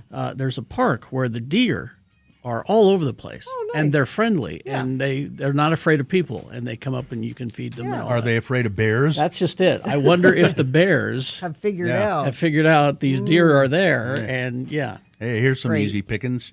Yeah. And finally, this Tracy Renshaw is suing Outback Steakhouse for $1.5 million What because Tracy slipped on some mashed potatoes on the floor at the Sterling, Virginia location, fell face down onto the restaurant's hard floor while walking to the restroom and suffered what she said are serious ongoing injuries.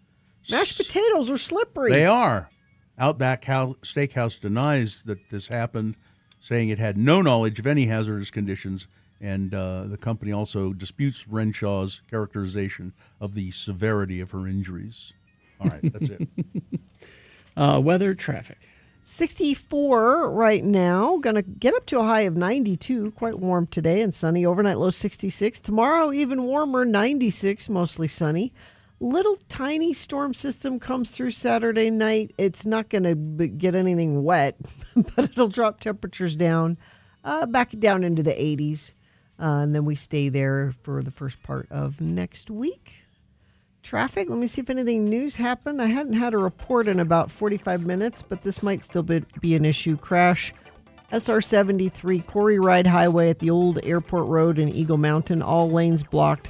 Right exit ramp closed. Maybe if you're in that area and can let me know if you're seeing anything there or having problems, I appreciate it if you do that. The Art Garden is your summer plan. Free live music, art, lawn games, a beer garden on Main Street every Thursday and Friday, 5 to 8. Details at downtownslc.org. Here's boner candidate number 3. School is meant to smother youthful exuberance. Tivian Campbell, an 18-year-old graduate of Chicago Tech Academy, says her diploma was withheld and that she was removed from her graduation ceremony after her performing the splits on stage. As captured in a video, I think we have it here, there she is. She does the splits, and then she gets up and then goes to get her diploma. Campbell could be seen taking the stage with flair, waving to her friends and family. Then she does the splits, and then she goes to reach for her diploma, and they won't give it to her. Campbell says when she jumped back up to reach for her diploma, it was denied. I tried to reach for my diploma, and I didn't get it. I was confused at first. I thought they'd mixed up my name. However, there was no mistake. The principal, Miss Shackelford, told me that I need to think of a way to make up for what I've done. This was supposed to be a celebratory moment, and I made it about myself, Campbell said. Well, it is about you at that moment. Campbell was shocked to be later escorted out of the ceremony and was left in tears by the incident. Campbell, who graduated with a 3.5 GPA and has plans to study business administration in the future, says she still hasn't received her diploma. It was disappointing. It hurt my feelings. I cried. I couldn't even continue the graduation. The 18-year-old says she was not given any guidelines stating that celebratory dances were not allowed at the ceremony. We did receive rules, but the rules had nothing to do with what you can and cannot do when you walk across the stage, she said. There wasn't any written rule about what you can or cannot do. Well, I'm telling you, young lady, there doesn't have to be a written rule. School is meant to smother youthful exuberance. Boner candidate number 3. All right, let's review the first two and vote. Oh, she's so charming. I didn't see that that picture of her after this, and then they cut to her being interviewed, I guess. Yeah. And so she's just, yay, I got my diploma. Woo-hoo. She got braces. All right. Let's review the first two and vote. Boner candidate number 1. Well, it seems logical to me. If you believe in demons, you can believe in UFOs. I am totally against the firing of this Catholic priest who's an exorcist who says that demons are responsible for UFOs. That makes perfect sense. You should leave him in his job. Boner candidate number 2. Good news, George Santos has discounted his cameos by 55%. George Santos threatening a reporter, doing a don't you know who I am, threatening a reporter with violence and then claiming he didn't. And boner candidate number 3, school is meant to smother youthful exuberance. All right, time to vote for Boner of the Day. 1, 2, or 3. Remember your candidate number, the one that you think is the worst, the one that you think should win Boner of the Day. 1, 2, or 3. Put that single digit in the message of a text, and then text that to 33986. Or call Katie in the producer's booth. She'll take your live voice vote at 877-602-9696. Or go online, x96.com. Look for the box that says Boners, June 5, 2026. Click and vote. If you don't see that box, refresh your browser. It'll appear. Click and vote. Okay, you got like 3 minutes to get your vote in, so let's go. And as soon as we're done awarding the Boner, Jimmy the Wine Guy will be here. He's brought us some wines from one of 8 pioneer women winemakers of Sonoma County. We got a Rosé and a Zinfandel. Nice. We'll have that for you come out. He'll also take your questions as well. So be ready to call in. Here we go. Boner of the Day. Let's vote.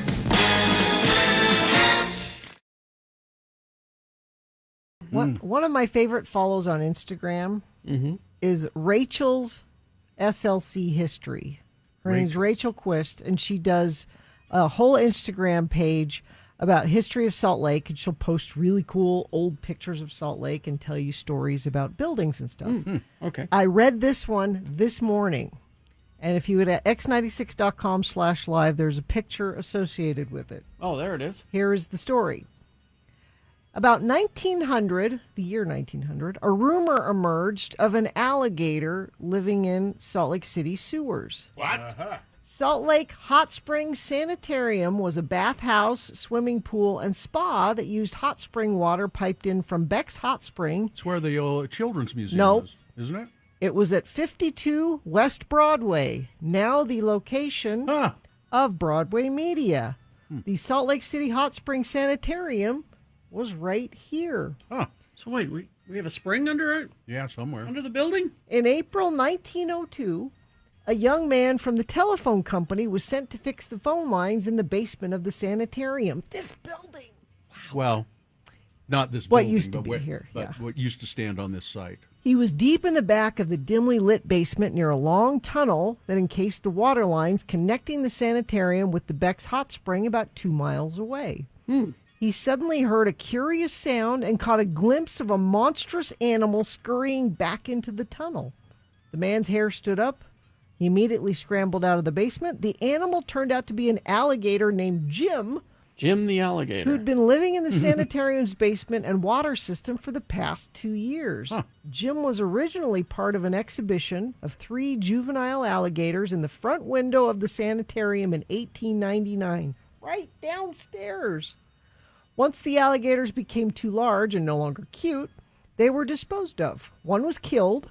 Another was sold to the U of U's biology department. This one died 4 months later. His brain and skin are preserved up at the U, apparently. The story told to reporters was that Jim was found to be listless and supposedly dead, so he was thrown into the basement of the sanitarium. Poor Jim. The management denied any knowledge that Jim was alive and blamed its employees who left lunch scraps in the basement for those who must have unknowingly kept the gator alive. Regardless of how Jim became a resident of the basement and the water systems of the sanitarium, it's unknown what happened to him after he was found out. Supposedly, management of the sanitarium organized a posse to search him out and dispose of him. Okay, well, the alligator thing is interesting, but I'm still fascinated about whether we have hot springs underneath our building. And Yeah. if that's the case, why did we plug them up? Well, they said they were piping them in from 2 miles away from a hot spring. Oh, 2 well, then see, miles that's away. what they were coming from. From that same- area. Because there are hot springs. They're Yeah. mostly capped now, but you know, every once in a while, you used to be able to see steam rising from them. Isn't that cool? You should really follow her because she has all these really cool old pictures of buildings downtown. Well, and this stuff. gives me an idea that our new mascot is a gator named Jim. That is really a crappy looking building, though, you got to say. Yeah. I The sulfur baths. It's yeah, it's the sort of place that. Are there people looking out of the window there on the first floor? Oh, I don't know. Is that- ghost! I can't tell. It could be a curtain. So Rachel-SLC-history. You should follow her. Jim, the X96 alligator. Mhm. Sure, why not? I love this idea. It's a new mascot for us.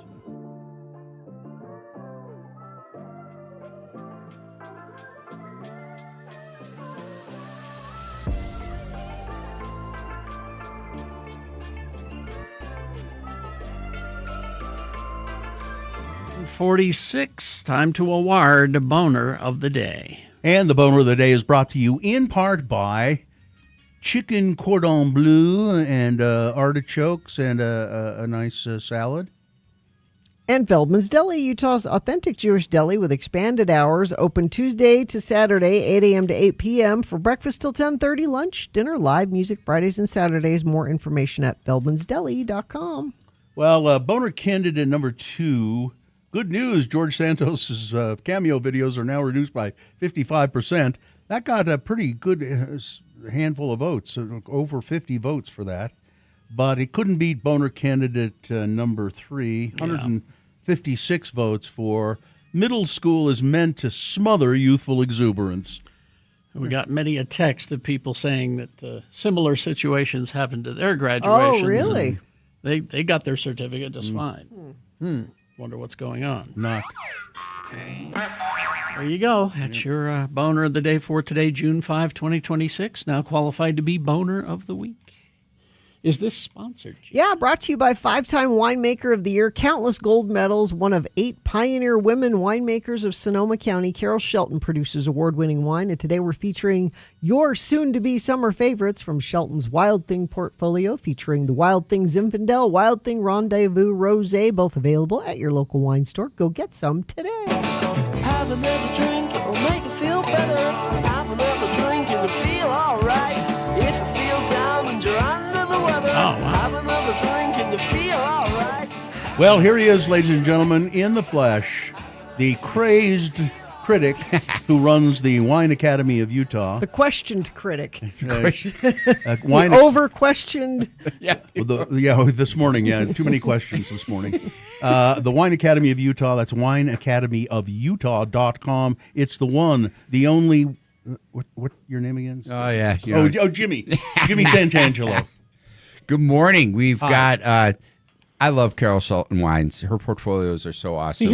Say her name again. Yeah, Carol Shelton. See, here's the thing: is I'm regretting now because I picked up a couple of bottles of rosé this week, and I saw this one, and I passed it by. Yeah, because for some reason I just passed it by, but now I'm regretting not buying it. So this is Carignan, Zinfandel, and Petit Syrah. That's the red grapes that are blended in here. Dry rosé, North Coast. 13% alcohol by volume. This is a 2-day maceration. You get a lot of extraction off the skins of the grape into pigmenting the rosé. All stainless steel, very fresh, 2025 vintage, and ready to go. I mean, a nice little chill. Great for the backyard. Ooh, a screw top. And you have great for your summer salads. We do a fun summer salad with mixed greens and a strawberry vinaigrette. And then some grilled chicken. This goes really great with that. I even threw a little garbanzo bean in there. Drain it off. Got to have some garbanzo bean. And this is one of the faves. Love this packaging. It's beautiful. It's right, silk screened or however they imprint right onto the bottle, the label. It's not a paper label. I was at a couple of events this week, and I'm finding people are repurposing bottles, like reusing them for different things. I do that. Yep. And I have like my dish soap at my kitchen sink. I take it out of the ugly plastic bottle and I put it in a nice. That's what we do. Yeah. So it's a lot of fun to be able to do that. Whether it's some people are like, hey, I got plenty of balsamic and olive oil in all my bottles. Yep. And my mom, she does water. In table water and that kind of thing, because it's screw top, so you can keep it in the fridge nice and cold, and it has a proper seal. But this wine is really great. Carol Shelton has always been prominent in our industry. Her wine portfolio has always been in Utah. She visits the market periodically. And she is one of the founders at UC Davis Oenology. Oh, they know their stuff. They know their stuff. And back in the late 70s, she was on the program where, the research program where they created the wine wheel. And the wine wheel was this device. Yeah, and you rotate. It's got a little window, and you say, okay, Chardonnay. And then it'll say the different countries of the characteristics of that wine. Just where can you get one of those? First time. I have a couple. I'll bring one in. I saw one. I remember seeing one. Somebody had one, and I thought, God, this is fascinating. Yeah, totally. It's absolutely cool. And she was on that research program there.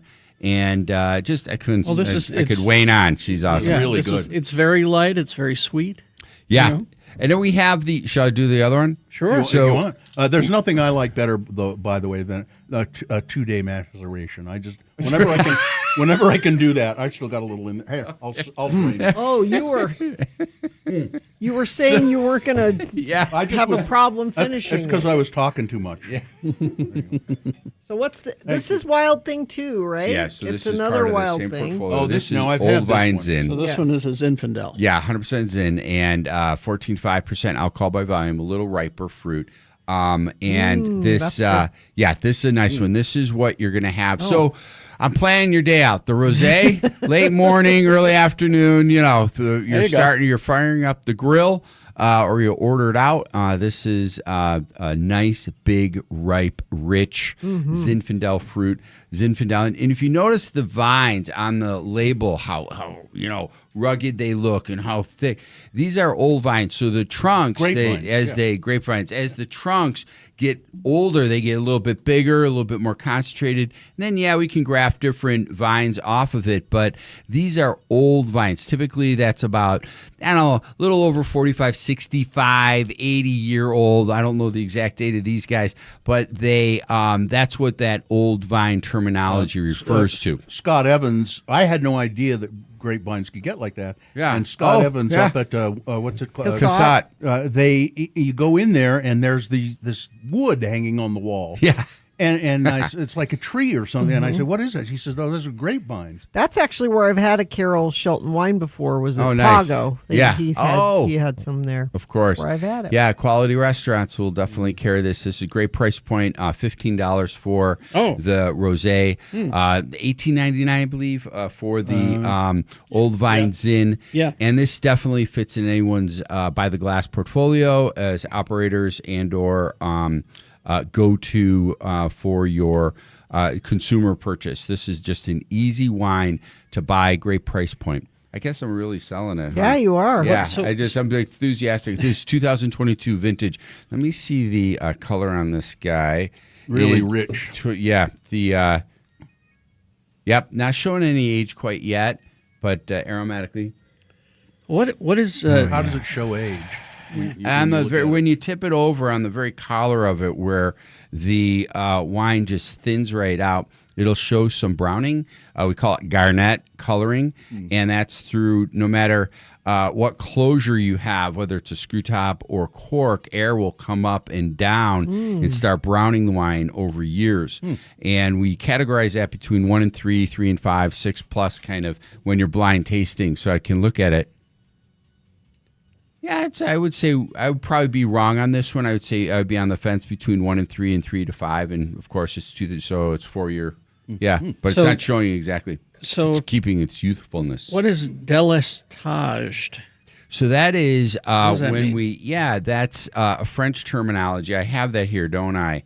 That's really cool. What they do with Says that. the wines go through delestage. Yeah, the delestage is when we crush the fruit and we keep. So that's the terminology. Sorry, I'm stumbling. It's terminology regarding the rosé production. Oh, okay. And so that's where with that 2-day soak maceration.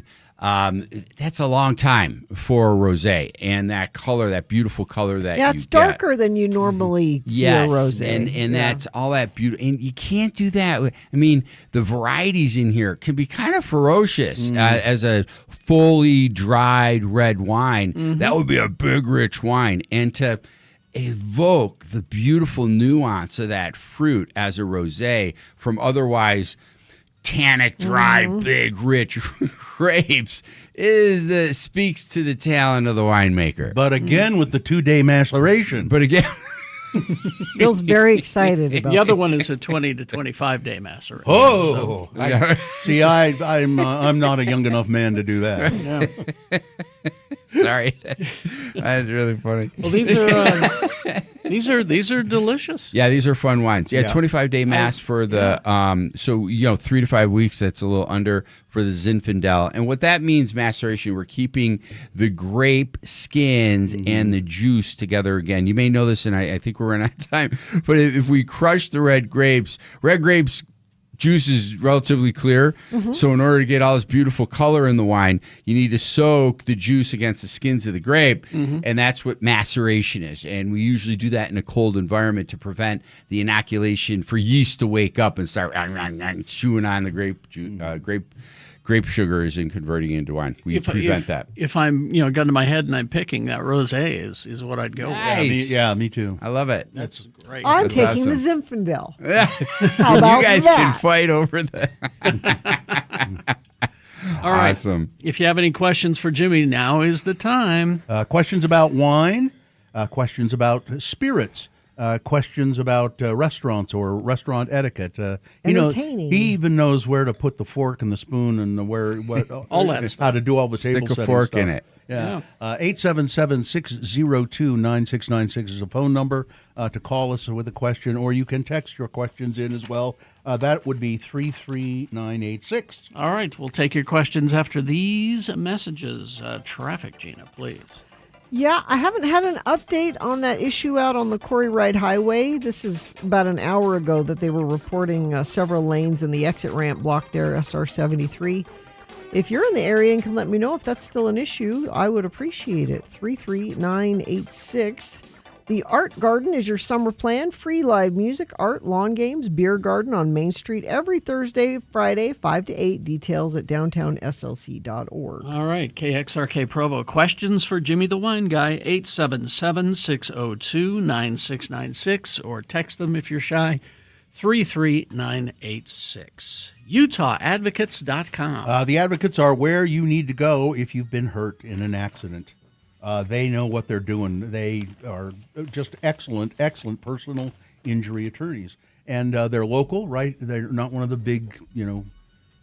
National firms. And they're not huge. Like some places, they have like 300 attorneys working on stuff. This is just a small boutique firm. They're very selective about their cases.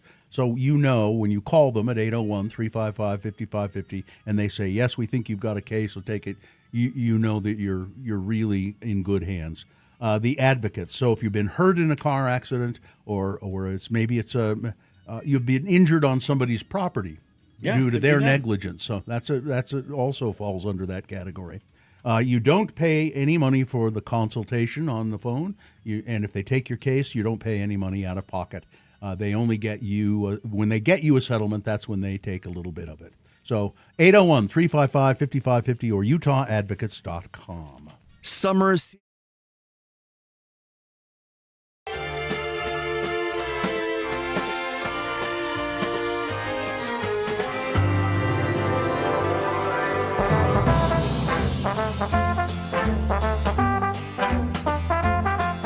It is the 23rd century.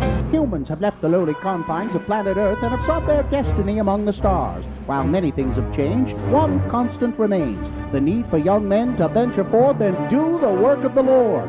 This is the tale of two such men who at the age of 19 have answered the call of their general authorities and are embarking on a 2-year mission to spread the gospel throughout the galaxy. This is the story of Space Elders! We join our elders as they arrive on Vulcan. They hope to find a cure for Lehi, who is suffering from Ponfar. Ah, Vulcan, world of logic, place of pointy-eared people.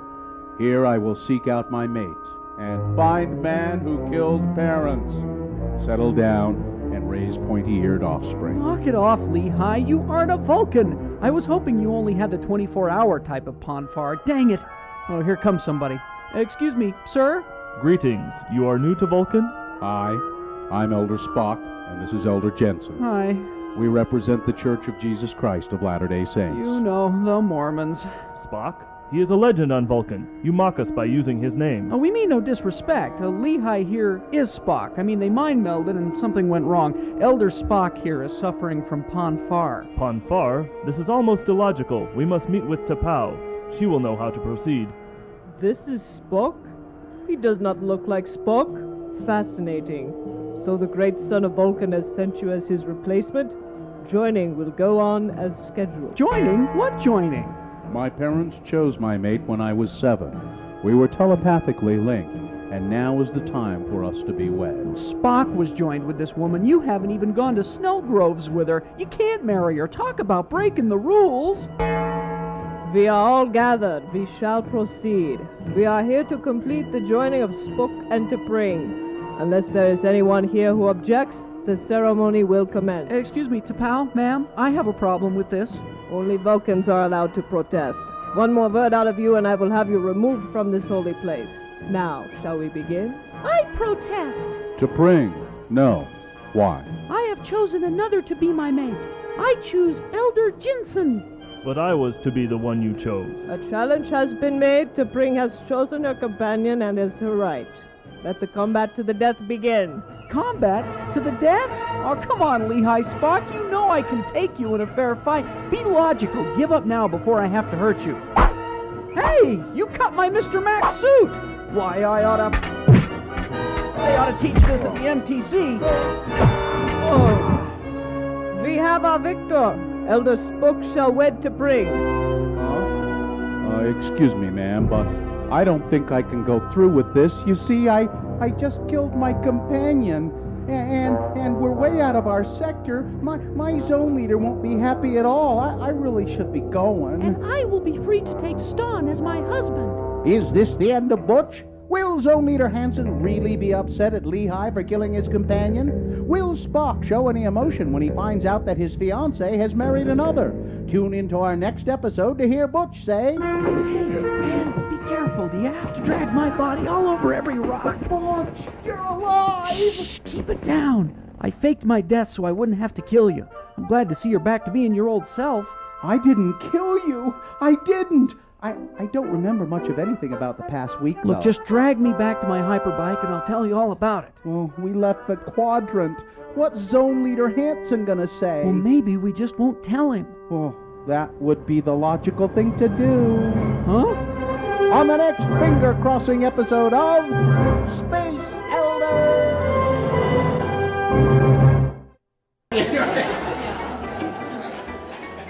Is it true that you store ones with the screw top upright, but with the cork you usually lay them down? That's right.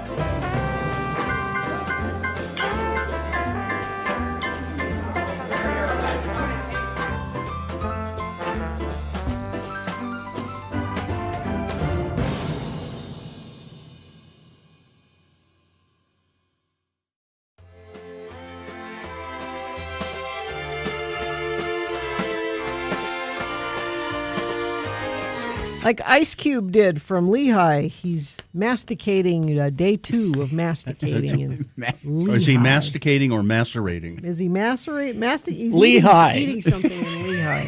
Well, then he's Lehigh. I'm sorry I brought it up. If he's eating, he's masticating. If he's soaking himself in grape skins, he's macerating. Lehigh.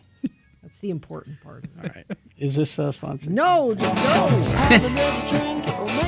We're back with the always entertaining denizen of the Wine Academy of Utah, Jimmy Santangelo. He can answer your questions. WineAcademyofUtah.com is that's a wonderful website too, where you find out all kinds of stuff. You can find out in-home wine events, our upcoming ticketed events. Let's also talk about some of your upcoming events. Yeah, you got a lot of stuff. Yeah, we do. At Kiln. So last night, Kiln is a working space, and we do wine activation there, added value for the members, but also as the public, you can, non-members at Kiln co-working space, you can get tickets on eventbrite.com. We have one in Lehigh coming up next week, as well as the Gateway. They're downtown. Brand new one Saturday on June 13th. Asher Adams, the hotel downtown. Over at the Depot? Yep, over at the Depot, upstairs there. At their Bar 119, we are having a wine tasting up there. Oh, It's nice. a lot of fun. 3 o'clock in the afternoon. That's so the it's a bar great you way. can see when you're down in the restaurant and you look up and it's like a balcony. Little window up there. Yep. I'm really excited about that. Asher Adams, let's show some support there. Monday, the 15th, I'm up in Ogden at Roosters. We do the Whiskey History Experience, talking about Utah's rich history of distillation from the mid-1800s to present day. Each month we feature a different distillery or different spirits from Utah. And then following Tracy Aviary, Wine Takes Flight, Thursday, June 18th. Those tickets always sell out. We sell 56 tickets, and we're real close. Each month we sell out. But then I think we're doing something on Saturday, June 20th, Tracy Aviary's The Nature Center. This is their brand new space. It's been open for a few years, and it's off of 3300 South and like 1200 West or so. We can get the exact address for you naturally. And that's going to be a really nice tasting on the grounds there.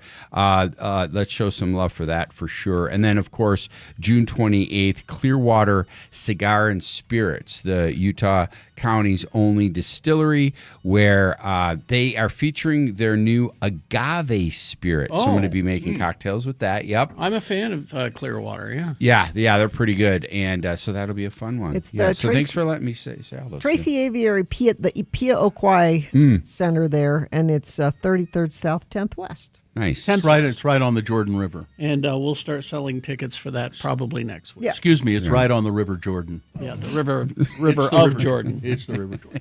Let's see. If you have any questions for Jimmy, now is the time. 877-602-9696. Let's go to Richard. Hello, Richard. Hi, Richard. What's up? What's your question? Oh, I've got a good one here. Well, actually, we've just, my wife and I have started drinking wine, and she really loves Moscato. Do you got any recommendations on that type of wine, or is it just a sweet wine that is sweet.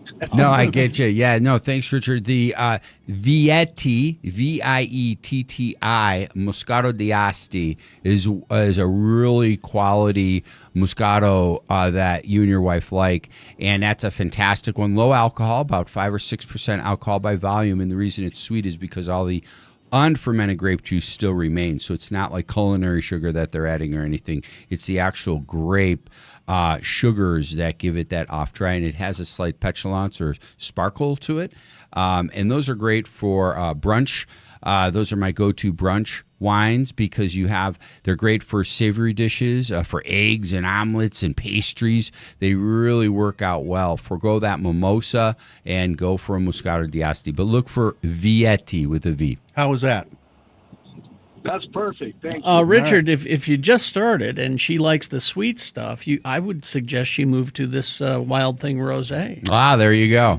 Absolutely. Give that a shot. Give it an advance. All right. Jimmy, let me ask you something about a Moscato. Yeah. It used to be kind of a derogatory term, or it was something that the old winos would drink, Muscatel. You get a bottle of Muscatel. Is that the same thing?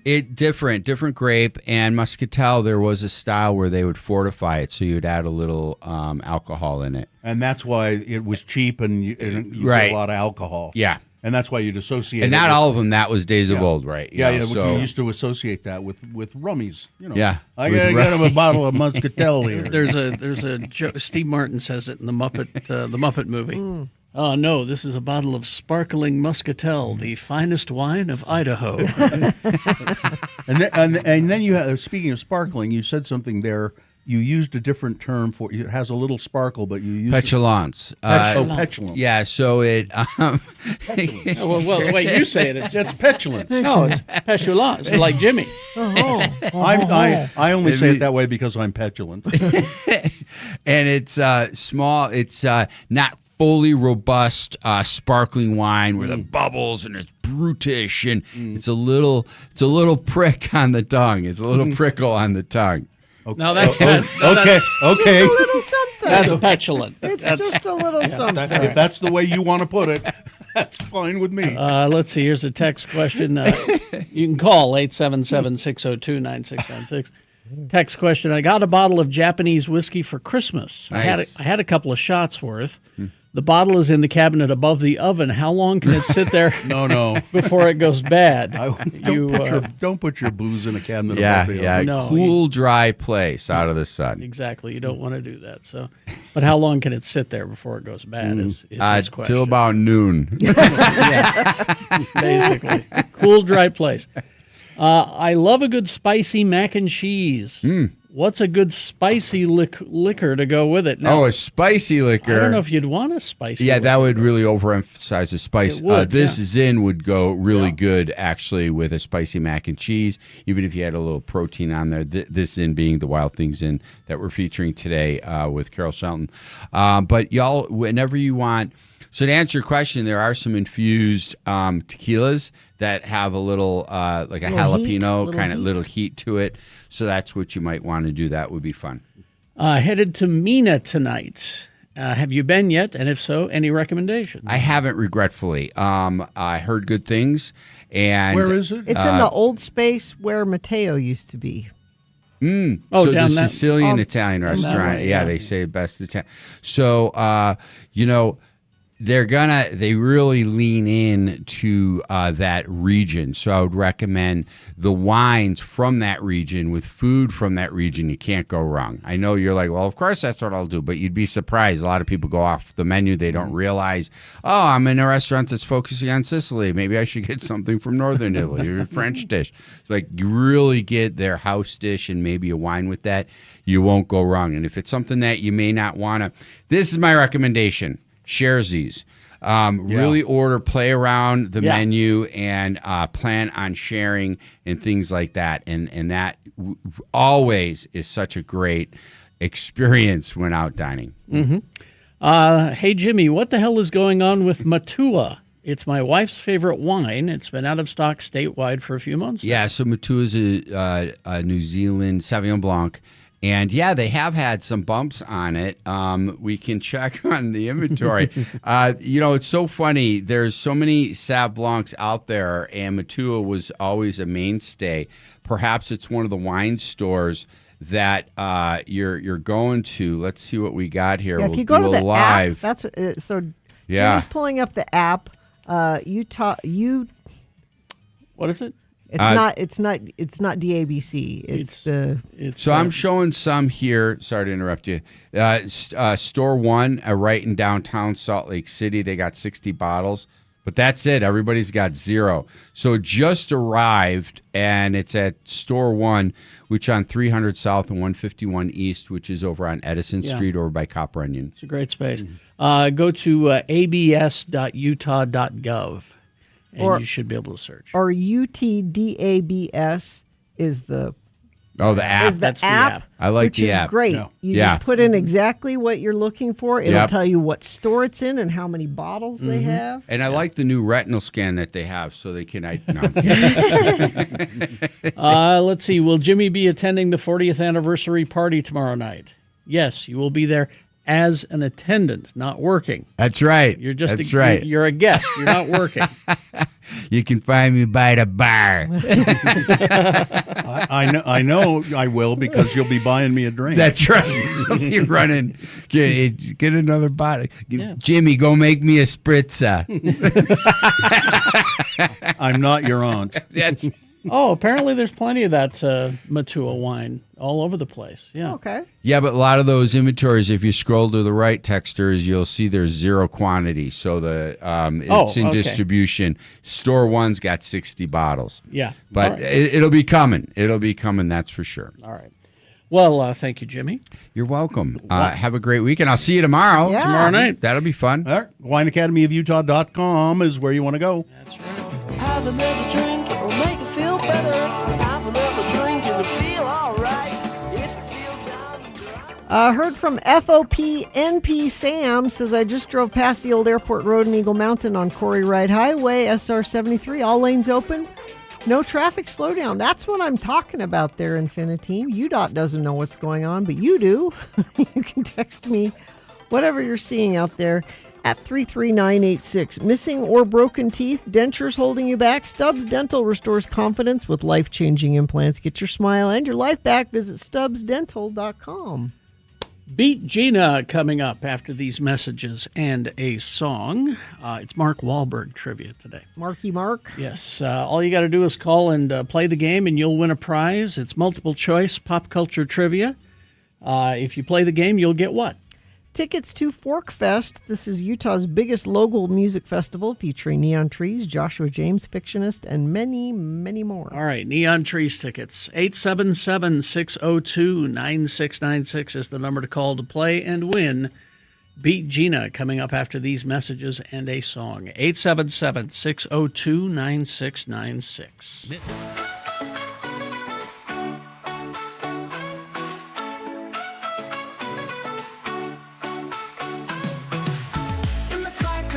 We know how to have a good time, come show. Colors, bright lights, all aglow. Watch and learn, my friend, let's go. So, you may have heard yesterday me talk about I got bit by something over the weekend. And I shared it with you yesterday.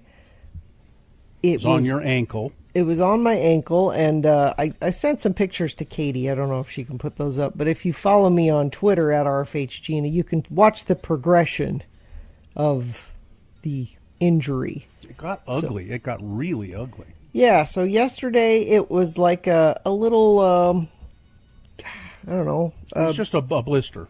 A blister.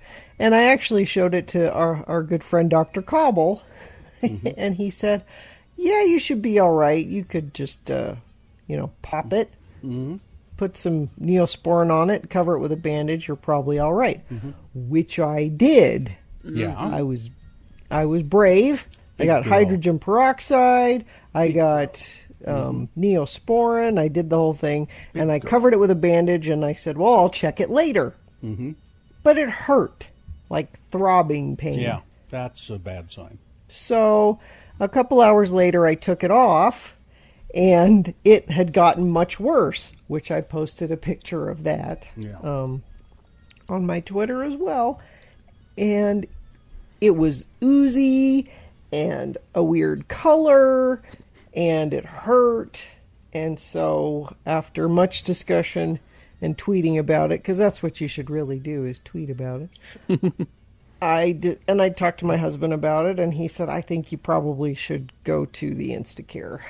This has gotten worse, not better. Let me know how it goes, babe. Yeah. You need a ride and home? I was a little nervous to go to the Instacare. So I went to the one on 4th South. Mm-hmm. And Bill, is that the one where you went to get your COVID test? No, that was in a parking lot at a church. Yeah, this was. But they do a lot of COVID testing there. But it was closed. So all the COVID tents were there, but it was closed, which is weird. 9th East? 4th South, and right there. Mm-hmm. And so I go into the Instacare, and there's nobody there. And I'm thinking, gosh, is it closed? Nope, there was a lady. What time of the day was this? Yesterday. What time of the day? Oh, like 5 o'clock. Huh. And they checked me in and said, go wait over there. And I said, okay, this is so fun. Because I was nervous about going. Mm-hmm.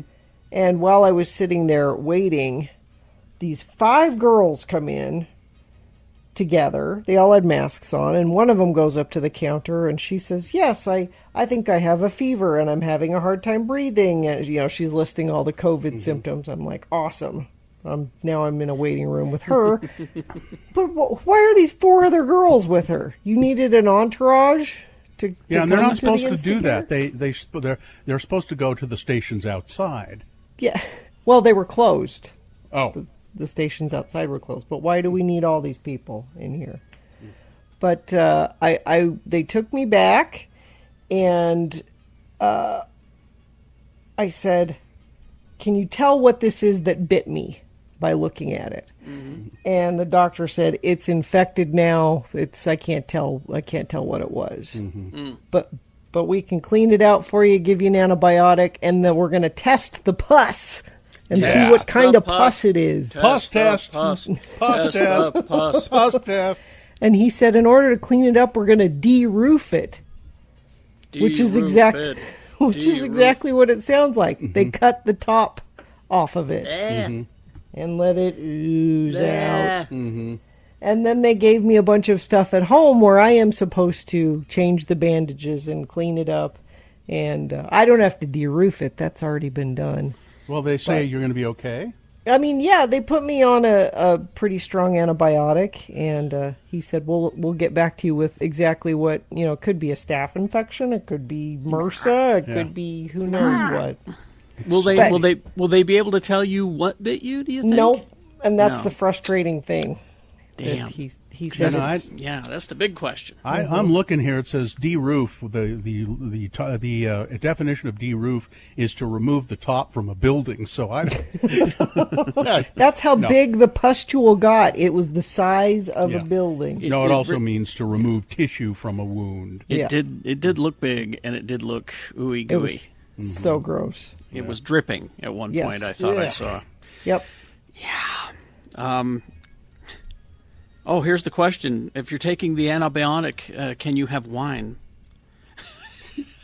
Are you saying there's a chance I can't have wine? Yeah, there's a chance because sometimes they say with some medications. Oh, man. That's just those doctors that don't want you to drink. Yeah.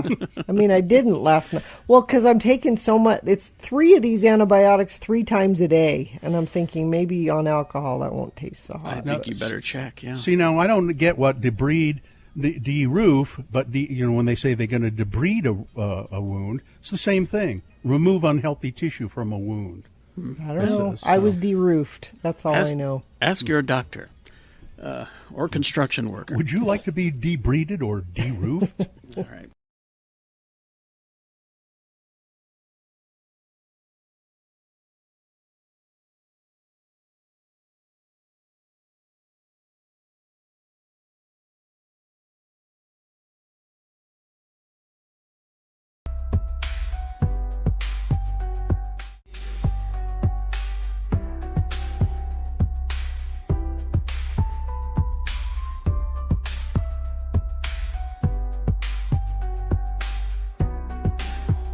We need a contestant. Oh. We had somebody, but they disappeared. Well, let me tell you what you could win while you're dialing 877-602-9696.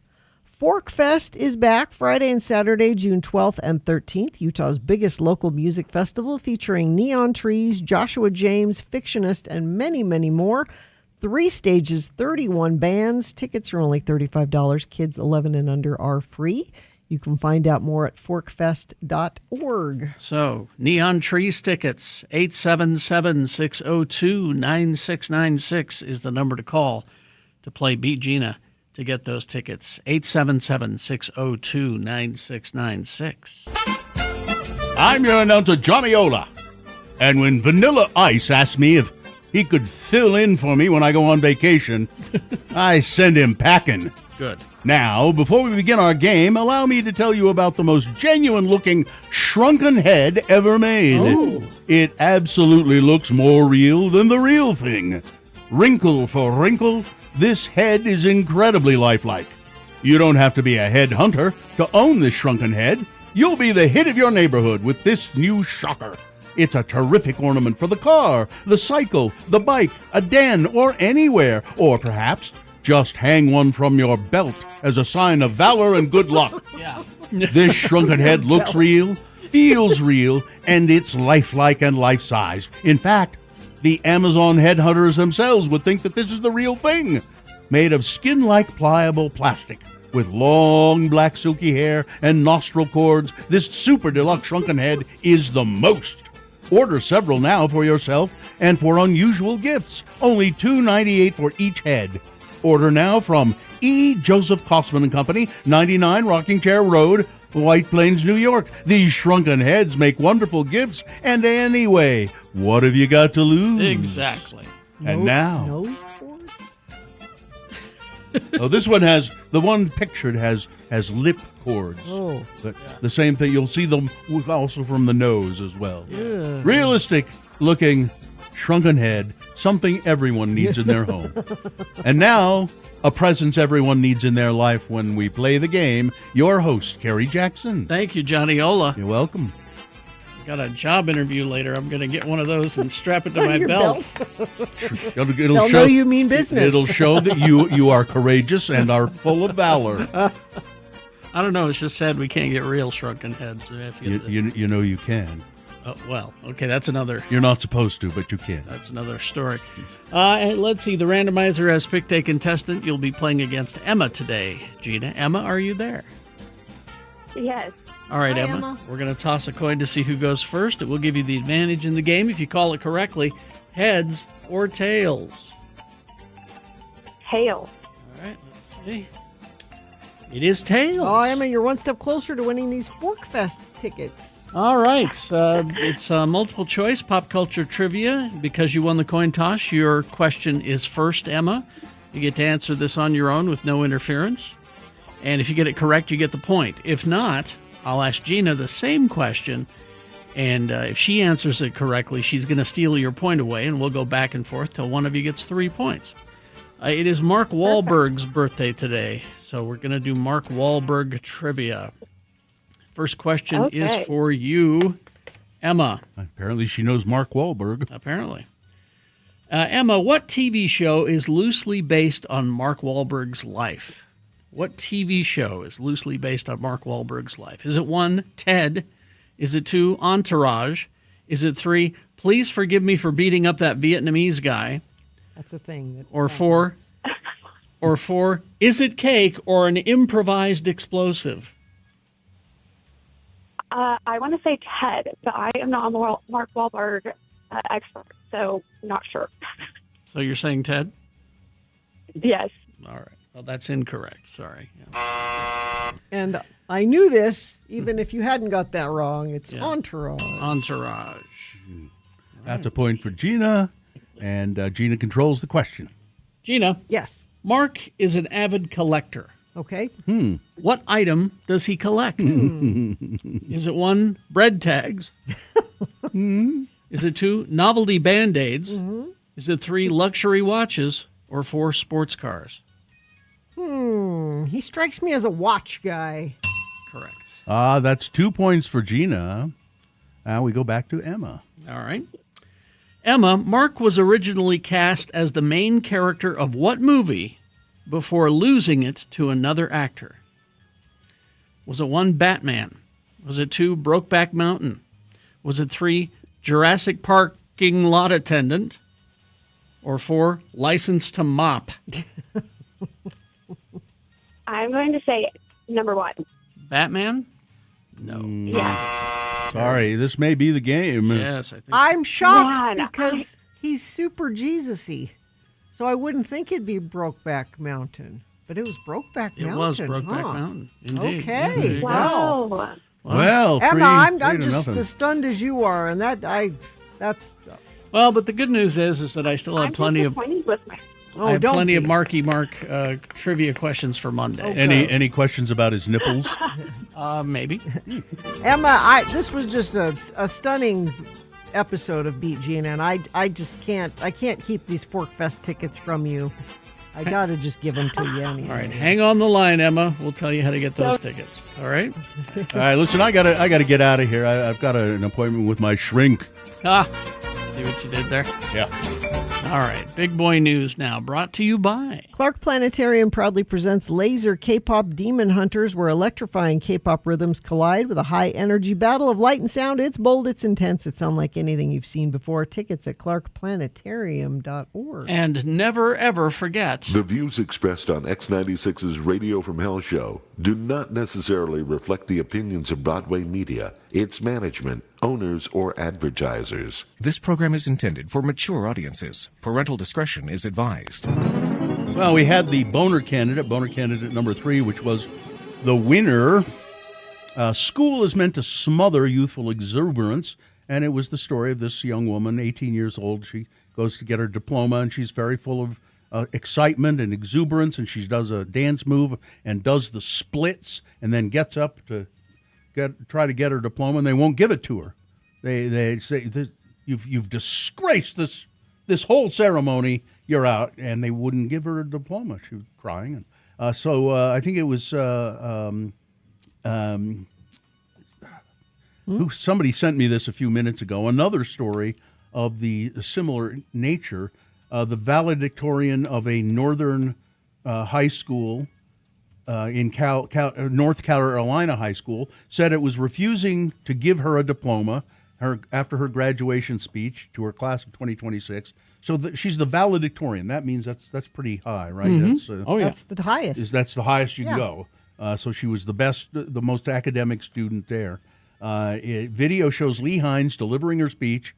A school official then appears to cut off her microphone and try to rip the speech out of her hand. Before I leave the stage, I have one last thing to say, she told the crowd of Clayton High School students assembled at the football field. Every single person here has a voice. We are privileged to have freedom to use it, and when so many people around the world are struggling and suffering to be heard. This young woman... What's wrong with that? Well, it's what she said before that. Her name, by the way, is Lean Hijaz, and she wanted to lend her voice to the voiceless, but she found herself silenced. They interrupted her because she was giving a speech about, an anti-immigration or ICE speech. Anti-ICE. She was criticizing ICE. Yeah. And she said, whether it's the millions suffering in Palestine, Sudan, Congo, Afghanistan, so many other countries around the world, these are the families being torn apart by ICE. These are not distant issues. They are happening right here as we speak. And they cut her off. They wouldn't let her finish her. And, ridiculous. And I mean, they were very abrupt about it. She should be able to voice her. Yeah. It's. And she's a smart girl, and she's smart to have that point of view. Yes. And they would be lucky to hear what she has to say. But high school is really the place where they really want to smother your exuberance and make you think like everyone else. So. That's what high school's for, to keep you in line. Former National Security Advisor John Bolton going to plead guilty, I think today, to a count of illegal retention of classified information. Could result in a fine and possibly prison time up to 5 years. I doubt that will happen. You mean what Donald Trump did I was in gonna Mar-a-Lago? Yeah. So Bolton was writing a book.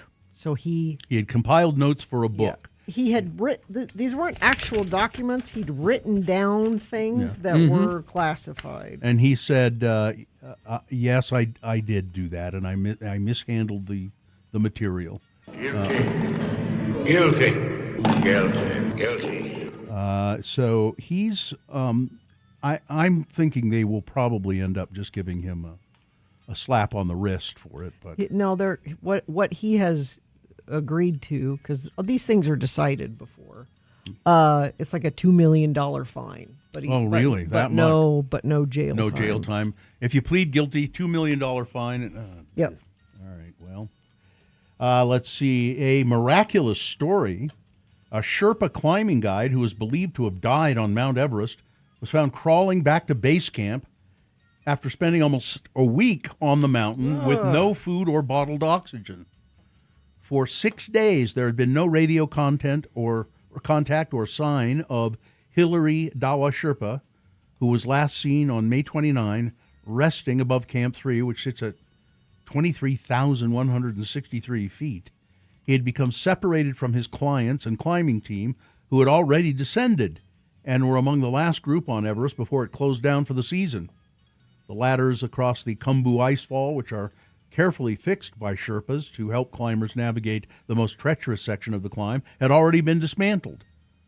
With Hilary Dawa alone on the world's tallest mountain, in perilous conditions for so long, his family had already begun funeral rites for him. Wow. Tragedy turned to joy on Thursday when a cleaning crew spotted him crawling through the ice fall, exhausted and frostbitten, but alive. We first heard about it, the rescue. We couldn't be sure if that person was indeed our father, said Hilary Dawa's daughter, Mendo Liamu. So to be certain, we asked for photos to be sent, and then we are sure and very happy he was given food and water, airlifted to a hospital in Nepal. In Kathmandu, he's been treated for frostbite, and according to the news agencies there, he will recover. Pretty amazing. If the Colorado River Basin experiences another dry winter, there will be an outcome with devastating consequences, a new study warns. It is likely that storage in Lake Powell and Lake Mead will mostly be depleted, with rural and urban communities being impacted. In the event of another dry winter with low projections of consumptive use, we would experience a gap of 2.59 million acre feet between natural supply and basin use. In such a situation, we risk a crash of the basin's water shortage system. We define a system crash as a situation in which the major reservoirs drop to elevations that risk damage to the dam infrastructure and are operated as run-of-the-river facilities. It doesn't mean taps will run dry in cities, but agriculture would certainly be harmed. If you've got cargo, if you're hauling stuff, secure your load! Yes, for God's sake. That's a story. That's a very long story here in the from Fox, but the story can be summed up with "Secure your load." Gina, you're going to Japan. I am. Nancy Higginbotham wasn't worried when her 20-year-old son got on a train by himself during their family vacation in Japan. James, who goes by the name Weston for some reason, is an experienced traveler and often goes exploring alone. But when his phone's location turned off, she knew something was wrong. The Alabama family had been traveling in Japan for a week by then, but travel frictions arose. Weston, a passionate naturalist, had butted heads with his mother over her use of ChatGPT and the natural resources such as AI requires to navigate their journey. Needing some space, he decided to explore Kyoto on his own, while the rest of the family visited a nearby temple. That was the last they saw of him. There's some thought that he may have done something to himself. Or he's gone into the mountains. He'd gone into the mountains, and they have been unable to find him. And it is suspicious that his phone was turned off. Mm-hmm. So, Jeffrey Epstein in the news as usual. House Republicans want the Department of Justice to investigate allegations made by Epstein's former assistant Sarah Kellen against two prominent men. In a letter sent Thursday to Acting Attorney General Todd Blanche, Committee Chairman James Comer and others Republican lawmakers said they want federal prosecutors to look into these allegations.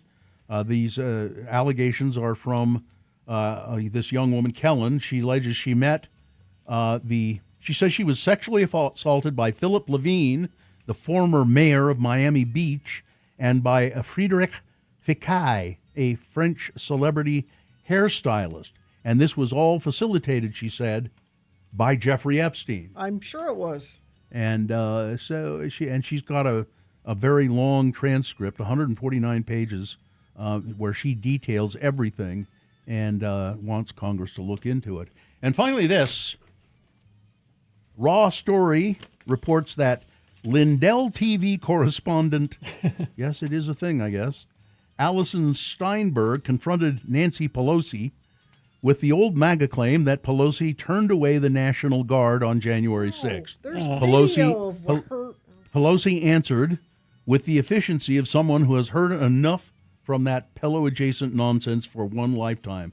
Shut up again. You're speaking lies, she said. And then finally she said, get away from me. Good. Steinberg pressed on, claiming Pelosi was right here on the record, but Pelosi cut her off again. I did not admit anything, she said. The president would never agree to send the National Guard. There is video of her in that bunker begging the president to call in the National Guard. Don't waste your time or mine on you, Steinberg pivoted. Well, why was your daughter filming you on January 6th?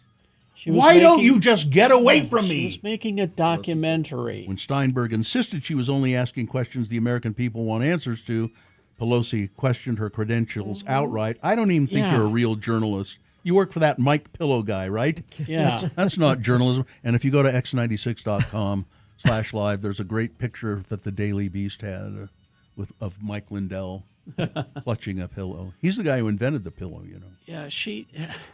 Yeah, her daughter was making a documentary, and that's why we have all that video. All that footage, because they were making a documentary. Yeah. All right, that's it. All right. Sports, weather, traffic. Well, Neon Sanders, Coach Prime, has revealed that he maintains a 3-day rule for people staying at his house, and not even his family is exempt. You can only stay 3 days? The Colorado Buffaloes head coach is making the most of his offseason by making regular appearances on popular talk shows. It comes as the same week as he's doubled down on claims that he would never coach in the NFL. I don't know that anybody has asked him to. This week, Sanders found himself doing the rounds on social media once again with a clip of him revealing his 3-day rule that went viral. I have a 3-day rule in my house. If Jesus got up on the 3rd day, you're going to too.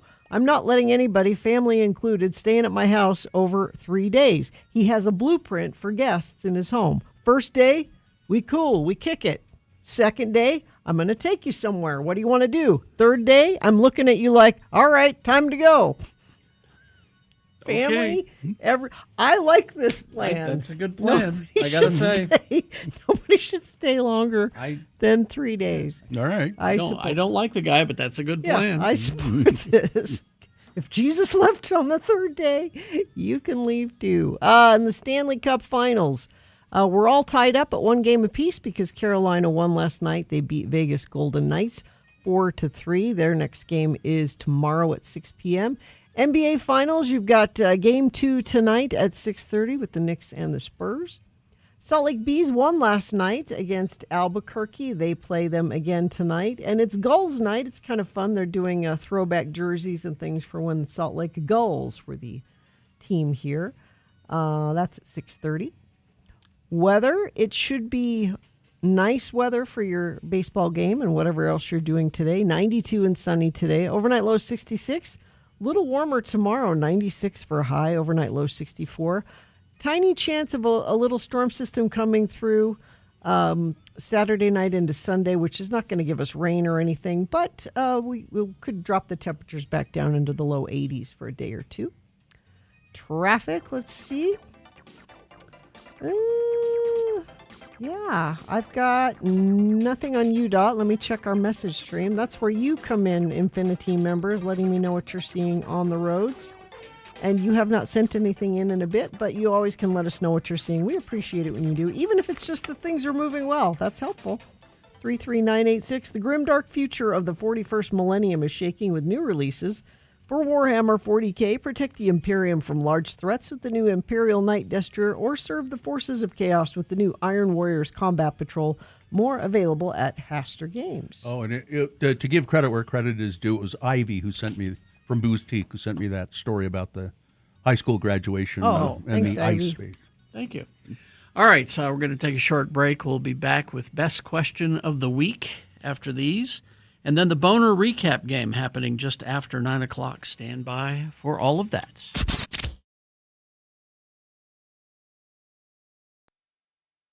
And I don't think our friend Dave at Cabin Fever will mind sponsoring Potty Talk. Cabin Fever, located...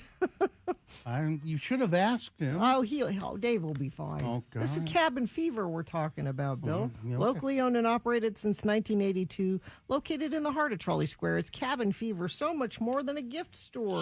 It is so much more. It is. Now, earlier we were talking about urinals with Dr. Hurd at Weber State University. And I received this from another doctor friend of ours, Dr. Paul White. It says, uh-oh, Gina. Uh-oh. Here's an article from the New York Times. About pee? About pee. And there's a University of Utah connection, he says. The headline is going to the bathroom just in case bad for you. Experts weigh in whether proactive peeing affects your bladder health. So when we were talking about peeing last week, I talked about how I'm a big fan of the, preventative I think pee. I think we all do that. We say, we're going to get in the car. I better go to the bathroom first. Yeah. Before we go on a long car ride. Well, and here's some information about that. As children, many of us were encouraged to pee before we left the house or whenever a bathroom's nearby. There's a good reason, just in case, can help prevent accidents, particularly among children prone to, quote, holding it. My grandfather, he didn't say, do you need to go to the bathroom or you should go to the bathroom? He'd say, it's time to water your pony. Urologists call this practice convenience or proactive voiding, and people of all ages do it, often before heading out the door or going to sleep. An occasional just-in-case bathroom break won't do much harm, says Dr. Ariana Smith, professor of urology at University of Pennsylvania. But doing it several times a day can increase the likelihood of bladder issues by disrupting the natural feedback loop between your bladder and your brain. Oh, nonsense. So to understand how this works, your kidneys filter blood to remove waste, and they produce urine. And then there are numbers here about how much your bladder can hold.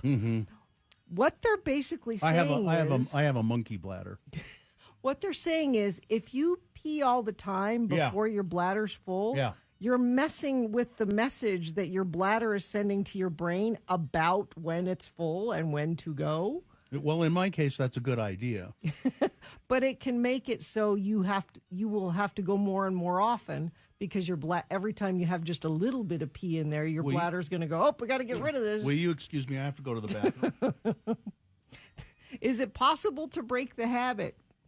Yes. Researchers have found that the brain has more control than we might think, says Dr. Elaine Meckland, chief of geriatrics at the University of Utah Medicine. Wait a minute. You are telling me that my brain has control over my bladder? Actually, Dr. Markland says mind over bladder specifically. If you want to reduce preventative bathroom breaks, try deep breathing and distraction like I'm in control. So you find like you need to go and you can talk yourself out of it. This goes... All right, 8:46 right now. If you're wondering if there's a sponsor for Best Question of the Week, there is not. I was curious about that. Is there a best question? There is. Oh, well, okay. Best Question of the Week. We do that on Fridays. And we answer questions that you email us. radiofromhell@x96.com. Put Best Question in the subject line. You can ask us just about anything. We'll answer just about anything. I mean, some things no, but just about anything. What is this question? This one comes to us from our friend Max Power. Max Power. Hello, Lords. My wife and 4 kids are planning a vacation to Disneyland. Our budget was $15,000 and it is now $20,000. Yeah. Would you either upgrade your hotel to a hotel in the park or upgrade your food and souvenir budget? We're driving down, and right now we're planning on staying about a mile away from the park. Ooh. We're going in August. Thanks, Lords. Max Power. I'm not answering that question. Well, what is the question there? So he has upped his budget, and should he spend that extra money on a different hotel or on souvenirs? I definitely would stay at a park hotel. You're right if you can there. do that. They're all expensive now. Yes, they are. There's a new Pixar Palace hotel that they've just built. Oh. And it's as pricey, if not more than, the Grand Californian. I like the Grand. That's where I like to stay. I like to stay at the Penny Sleeper, which is across the street. You know, it's not there anymore. Isn't it? No. So I like to stay at a Disneyland Park hotel because you get early entry if you stay there. They're getting rid of that, though. Are they? Soon. That means you have to get up early. But you can come and go. Yeah, that's the great thing if you about want to go back, especially if you have kids and maybe they need a nap. I'm going to take these or little maybe- monsters back to the room. Yeah. I mean, sometimes it's a nice option. I think it's, if you're looking for somewhere where you have a little extra money to spend, I would spend it on a park hotel. Definitely do that. The Grand Californian is my favorite place to stay, but like I said, that Pixar Place So where is that? great. It's there by the Disneyland Hotel, which they've just remodeled. The Disneyland Hotel, I loved staying there. We, my mother took us all to Disneyland once, like my kids and my wife at the time, and I think it was for one of my kids' birthdays, and we stayed at the Disneyland Hotel, and it was just, I loved that place. Now, there is a place across the street from the park that is actually pretty good. Oh, okay. It's not the Penny Sleeper. It's not the Penny Sleeper. Did they tear it down or just do something else with It's it? just gone. I don't know what. I think the roaches picked it up. They might and have, yeah. carried it away. There's a place across the street called the Anaheim Hotel, which we stayed at when we just went recently with Geek Show. Oh, you did? Yeah. Okay. And that one's pretty good. It's right across the street. But again, you're asking people to walk from the park to across the street. But yeah, I'd upgrade to the either the Grand Californian or the Pixar or even the Disneyland Hotel. So people are like going, oh my God, are you kidding? 20 grand for. I know. That's how much it is. It's a family of, so if they have 4 kids, that's 6 people you're taking to Disneyland. Yeah, it is ridiculous how much they charge for park tickets anymore. That's why I will never go to Disneyland again, and I don't think anybody, my family will not go to Disneyland again. And they just keep rising the prices. Rebecca was down in Disney World just a day ago, and Tony did the math, and apparently it's cheaper to go to Disney World parks than it is Disneyland. Well, yeah, Just entrance and I've that heard kind of it's stuff? cheaper to go like to Disneyland Paris. Yeah. Including like flying there. Yeah. No, I can't believe that. Yeah. It's a pretty cheap flight. I think the last time I was in a Disney property was Disney World, and that was a long time ago. We stayed in some really it was a hotel that was part of but it was off the park, but it was still part of the whole thing. You had to take a shuttle and then get on a boat to go over to Disney. You have to take a boat to get there. Yeah. And which is kind of fun. The rides start first thing in the no, morning. I didn't like Disney World. I'd been there a couple of times, and I don't like it as well as Disneyland. That's funny because the best Disney experience I've had has been at Disney World. What I like most about Disneyland, Disney World is spread out. Yeah, it's big. It's spread out. Disneyland, it's all packed. You know, you don't have to walk for a mile to get to the next attraction. Why was that your favorite? My sister-in-law, Anna, is a planner. And she planned out the days for us. And we stayed at a condo just off of Disney Springs, which is like their downtown Disney. So we didn't have to do the boat. But they would come and pick you up in the morning and take you. And the buses would come like every 20 minutes They to call take her. you to the park. They call her Anna the Planner. Anna the Planner. And it just was all laid out for you. everything you was didn't taken have to care think. of. I didn't have to think. Yeah. It was just like, oh, I'm supposed to report to the rock Yeah. and roller coaster now? Okay, I Okay. will. So that was great.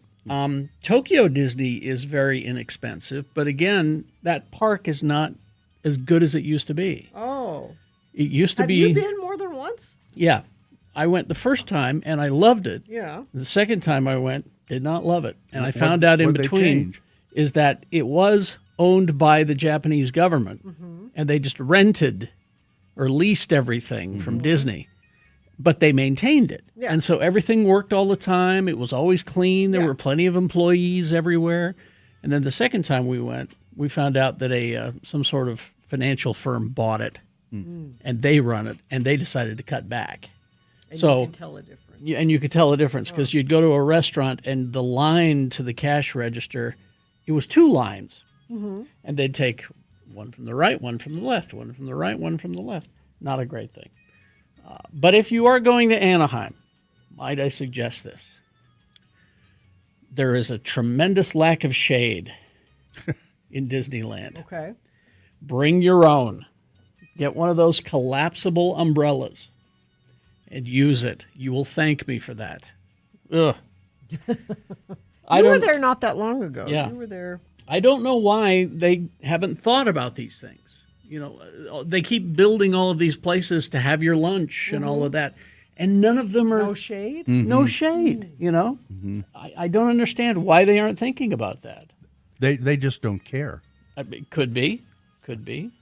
I don't know. Ever since they took out Country Bear Jamboree, I said I'm never going Well, it's back. back, you know. Oh, it is? Yeah. Oh, now you're going back. I have It's to not- maybe You make. have to go back. It's not the traditional show. It's a different show. Well, I don't. No, then I don't want it. They probably are doing modern country songs. Modern. I don't want that. Morgan Wallen. I would think you'd get Blood on the Saddle. That's the greatest hit. You know. Yeah. So should we go to Tokyo Disney when we're there or no? That's a question.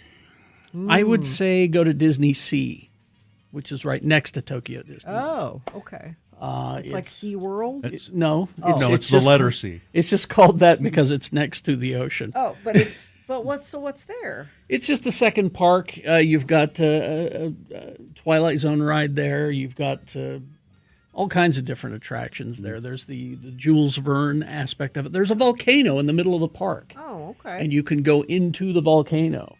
And it's the That sounds dangerous, though. It's the voyage to the Voyage to the bottom of the sea. 20,000 leagues under the sea. There's that, Yeah. but there's also the voyage to the bottom of the Earth. Oh, Journey to Journey the to Center. the Center of the Earth. One of my favorite movies. There's a ride based on that. Oh, that'd be great. Yeah, but it's really amazing. Okay. Disney So maybe that. Hmm. Are there bears there though? That's 'Cause what I'm I was a going little to worried say. about the I would bears. check on the bear situation. Check on that. You never know. The bears seem to be having their way with Japan right now. Apparently. Yeah, Dr. Mike says, we did the math. If you're staying at Disneyland, it is less expensive to fly to Orlando and stay at Disney World than at Disneyland. Wow. Yeah. No, I mean, that's part of the plan with Anaheim.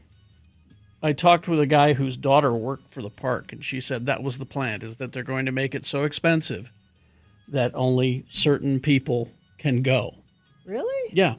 They want to cut down on the crowds, but they want to keep the money. We don't want like some of the riffraff that ends up here. Exactly. Some of the poor. The poors. We don't want the poors here. The people in their cut off shorts and their sack lunches. They can go to Six Flags. They could go to Knott's Berry Farm. Knott's Berry Farm? Knott's Berry Farm. Knott's Berry Knott's Farm. Berry Farm. You always say that. So there you go. See? Question answered. There you and go. you have one, email it to us. radiofromhell@x96.com. Put best question in the subject line. There you go. Traffic. Let's see. US 6 is now closed at Sheep Creek. Drivers can use I-15 and I-70 as alternates. Unknown estimated time for clearance. I'm sorry, Sheep Creek. You didn't know Crick. what I was talking about there. Now, that's the only accident that UDOT's reporting. And I don't think anybody sent anything in via text for a bit, but you always can if you see something. 33986. Clark Planetarium proudly presents Laser K-Pop Demon Hunters, where electrifying K-pop rhythms collide with a high-energy battle of light and sound. It's bold, it's intense, it's unlike anything you've ever seen before. Tickets at clarkplanetarium.org. All right. Thank you very much. Yeah, people are doing the math now on Disney math. Disney math and how much it'll cost you to go to Anaheim versus Disney World. And apparently Disney World is cheaper. Wow. All right, we will take a break. We will be back after these messages and a song with the Boner Recap Game. Easy to play. All you got to do is call us and tell us who won the boner this morning. If you were listening, you know. If you weren't listening, I would cheat. Sure, go ahead. X96.com. Look for the box that says Boners June 5, 2026. Click on there. The answer will be revealed. And what is the prize? Tickets to Imaginaria going on at Thanksgiving Point. Imaginaria tickets at 877-602-9696. And all you got to do is sit through a game of the Boner Recap game thing deal. All right. After these messages and a song, 877-602-9696. Ranlife.com/X96. Ranlife is a local mortgage company, and they can help you get into your desired home. Now, you think to yourself, I've got things planned out. I know I can make a mortgage payment. Oh, wait a minute. Down payment. That's what trips up a lot of people. You've got a good enough job that you can make a mortgage payment, but you can't come up with that down payment. So Ranlife has got a plan for you. Ranlife Home Loans will tell you about their new in-house down payment assistance program. Ranlife helps cover upfront costs like the down payment or closing costs so you can get into your home sooner. And they offer a couple of different plans depending on your income situation. They can tell you all about it, but your front door might be closer than you think. Visit ranlife.com/X96, and they'll tell you about it. ranlife.com/X96 for more. Need some geek news?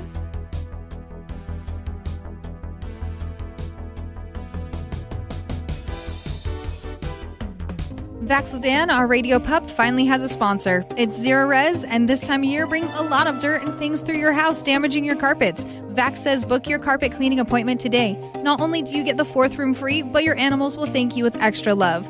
Go to zerores.com today. Johnny for Beat Gina, the sponsor was Metamucil. Right. So you know It's what that fun. got me thinking about. Oh, got you thinking about whether you're regular or not? Yeah. Oh, my. You mean... It's Poop Chat on X96 Radio from Hell. Are we going to chat about poop? I found a study. Oh, so it's science. Okay. The study is... It's a poop study. Your poop schedule says a lot about your overall health. All right.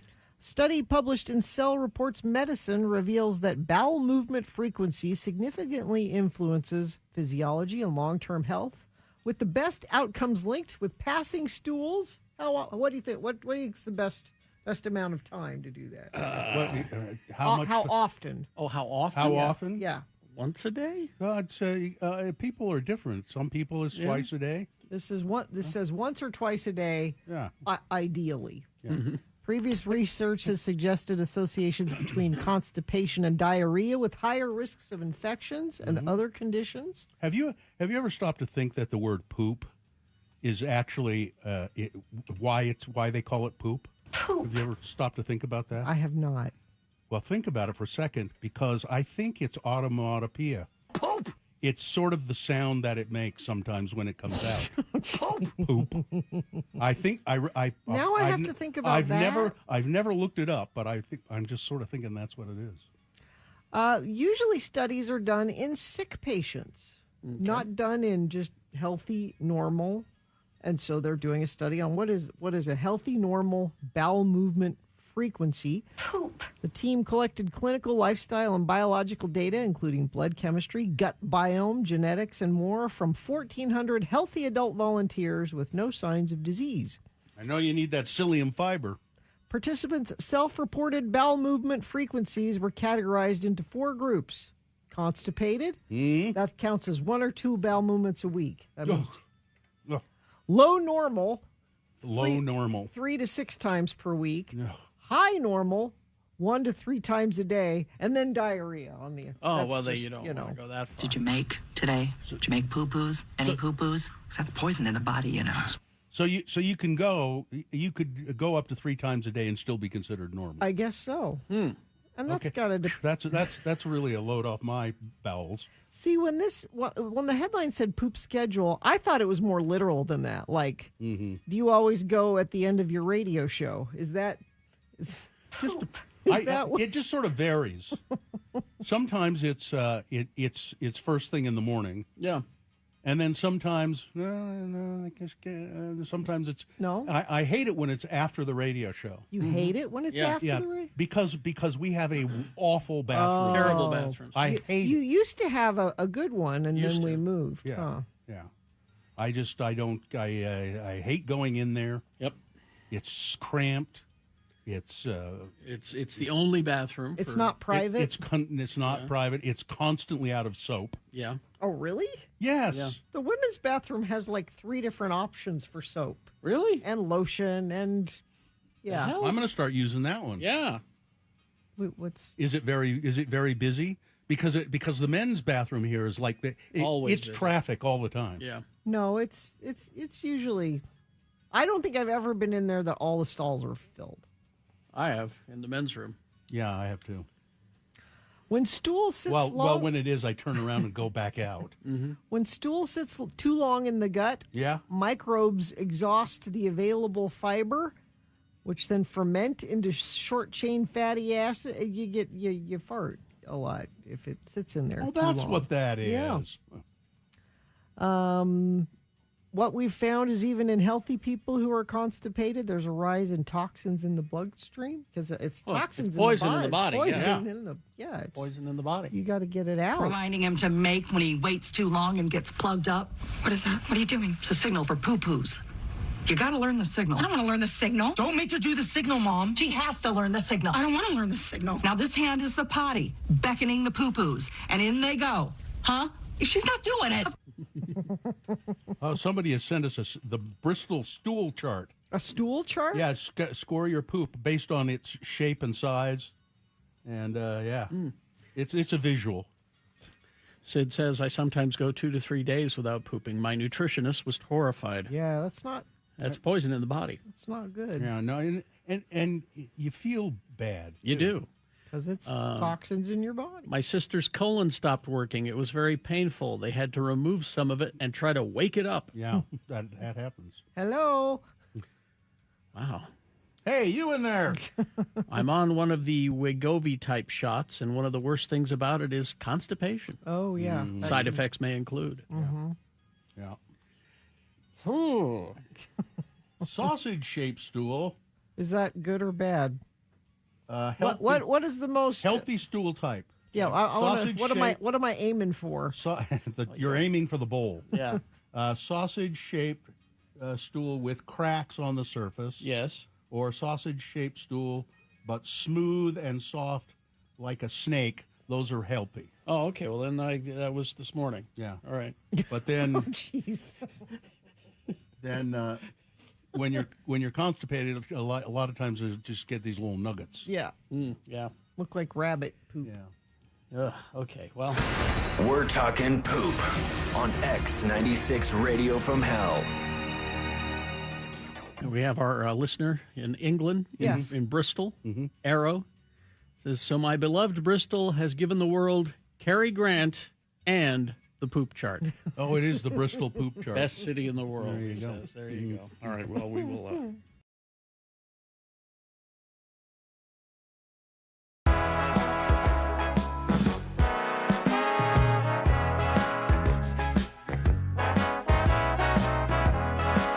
more than ever. Yes, Jeff agrees with you, Carrie. He's agreeing with you in Bluffdale. Bluffdale. Just sitting over there nodding in Bluffdale. Bluffdale. That's apparently the only agreeable thing in Bluffdale is Jeff. Jeff, was it? Jeff.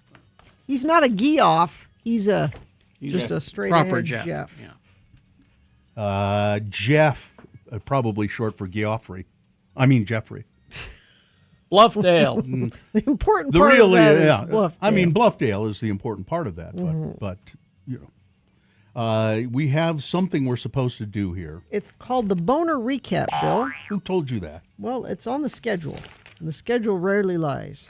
I was just looking at the text messages. Explain this to me before we go to the Boner Recap. It says, for your information, Farrell's near Knott's Berry Farm went out of business. The ice cream place. Did we talk about that? No. No. But maybe they're just letting you know. Well, I don't even know what that is. It's an ice cream place. Farrell's ice cream. I didn't know that. Yeah. So that whole thing did me absolutely no good. Unless, but right now, you guys explaining that. It's okay. It's a really good ice cream place. Well, not anymore. I mean, it was. It's okay. It's no salt and straw. It's no. Oh. Well, I don't know. I don't know why that. I guess maybe they thought everybody They assumed would know. you know. Yeah, I guess. It's famous. And I've been to Knott's Berry Farm, but I didn't. They got good fried chicken there. I know. I've had it, and they have really good roller coasters, and they have funnel cakes. That's the first time and probably the last time I ever had a funnel cake. Really? Yeah. Why wouldn't you have another funnel cake? They're kind of messy and it's not worth. It's like I don't understand why people go all gaga over churros. What? Yeah, oh my gosh! So I was talking to my sister last night. Yeah. What about churros? Did you have to keep your voices down? She said there's this thing called the churro burro. Can you write and it? it's exactly what it sounds like. For a party, they'll bring a burro, and in his little pockets, churros. The pockets on his saddle. I don't want to eat a churro that's been anywhere near a burro. The churro burro. Come on. No. I'm These are the excited things. about These this. are things that only the Barberi family knows about. The churro burro. Churro burro. Bluffdale. Boner recap time. Oh yes. Let's do that. We've got the prize is experience Imaginaria this summer at Thanksgiving Point. The 50-acre Ashton Gardens comes alive with immersive play zones, hands-on discovery, interactive creativity, larger-than-life artistic installations. More at thanksgivingpoint.org. Somebody points out that Lagoon has a lot of shade, to their credit. They do? Yeah. Okay. Boner recap. Who do we have there? Rob is here. Rob, good morning. How are you? I'm doing well. How are you this morning? I'm okay. I'm glad it's Friday. You know what I say? I like to say, thank God it's Friday. TGIF, Rob. What do you do? really treat Friday any differently than any other day? Probably not. No, not really. I might go home a little earlier on Fridays sometimes. Yeah. But other than that, no. So, Rob, we're going to do the Boner recap here. You're going to win the prize, which Gina just told us about, and I've already forgotten what it is. Imaginaria tickets. Oh, yeah. Did you hear the Boner candidates earlier, Rob? I did. Okay, good. This will be easy peasy. Lemon squeezy. Number one, Boner candidate number one. Well, it seems logical. If you believe in demons, you can believe in UFOs. It's pretty much you're talking the same thing, aren't you? It's, things that don't really exist. That's Boner candidate number one. I don't think that they should have taken this Catholic bishop, this exorcist bishop, away from his post just because he said he thinks UFOs are the work of demons. He's in the business of casting out demons. He ought to know. Boner candidate number two. Here's good news. George Santos has discounted his cameo videos by 55%. George Santos allegedly threatened a reporter for the Daily Beast, I believe it is. The reporter had written a story about his Kalshi adventure, how he placed a bet on himself, and now Kalshi has removed his account. And he broke a law doing that and could suffer some penalties for it. But the journalist who wrote about it, Bobby Allen, George Santos called him up on the phone and threatened to put a gun in his face if because of that story. And then Boner candidate to number three. School is just meant to smother youthful exuberance. This poor young woman, Tivian Campbell, 18 years old, enthusiastic about the fact that she's graduating with a 3.5 GPA. She goes up to get her diploma. She does a little flourishing kind of dance move, and she does the splits beautifully, by the way. And then she stands up, goes to get her diploma, and they say, no, we're not giving that to you. You've made this all about you, and this is a special ceremony for everyone. and she was in tears. I'm sure she'll get her diploma at some point, but just meant to squash any kind of excitement she was having. That's terrible. All right, so those were the 3 candidates, Rob. Who was the winner? Deservingly number 3. Congratulations to my son Nick and all other 2026 grads. Oh, I love that. Your son Nick just graduated. Did you go to the ceremony? Yep. Of course. Did he do anything crazy when he went up to get his diploma? Sadly, no. Just some finger guns to friends. Okay, well, that that's works. something. I think I did something in my college when I got a diploma in college. I went to graduation, and I did something on the stage that made people laugh, but I don't remember what it was. Maybe it was just the way I looked. I don't know. So there you go, Rob. Congratulations. You're a winner. Hang on the line, and Katie will tell you how to get your tickets. There you go. All right. Yeah, a lot. It is graduation season. Yes, it is. And churros for everyone. That's what I say. Get the churro. A diploma and a churro. That's what. I know my high school graduation. I went up and got my diploma, and I've told this before, but I opened it up, and there was no. They come in like a folder thing, and I opened it up, and there was no diploma in there. There was a note that said, "You'll receive your diploma when you pay your 35-cent library fine." 35 cents. You never went and paid it, did you? Yeah, I did. Oh, you did. I don't know where but I have. No, I don't think I have my diploma. I'm not sure where mine is either. Now that I think about it, I found a certificate that I got for being in the Aaronic priesthood the other day. You kept that. I just happened to have it. I don't know why. You know what I miss is my mother had when I was a little kid a baby book. Do they still do? Do people still do that? You have Instagram. Yeah, they do it all online now. Yeah, it was pink for some reason, as I recall. But she had put all these photos of me in there when I was a little kid and, baby. And you write down your first words and your... She had written a bunch of things, entries in it. And I had it for the longest time, and now I have no idea where it is. Makes me feel bad. So, but I still have that Aaronic priesthood or elders quorum or whatever it was, my official certificate that I was like, could you give me a blessing? I'm not saying I want one, but...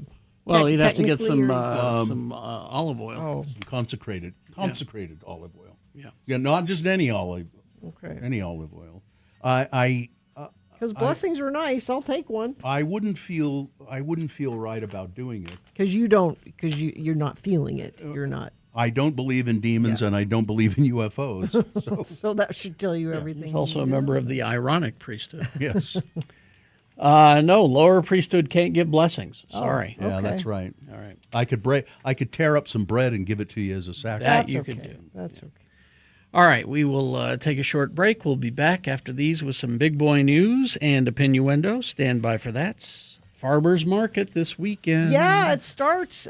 People were wondering, isn't Pioneer Park under construction? Are they doing the Farmers Market? Yeah, they figured it out. The whole thing isn't under construction. They've moved it around a little bit. They're going to be doing some stuff, I guess, on 3rd West there, kind of blocking off part of the street and doing some stuff there. But it's everything you love about the Farmers Market. 300 local small businesses, arts and crafts, fresh baked goods, and, of course, local produce. Just some of the highlights for June: fresh strawberries. It's peak season. They're delicious right now. Those garlic scapes, the curly green tops of the garlic plants. It's like garlic's fancy younger cousin. Microgreens, rainbow chard, arugula, English peas, pea shoots, rhubarb, and the best carrots and beets you can imagine. Also a bunch of fresh herbs you can get. You can smell them right when you get there. Every Saturday starting in June, 8 in the morning to 2 in the afternoon. This goes all the way through October at Pioneer Park. It's a good place to people watch. It's a good place to dog watch. You can learn more by going to downtownslc.org.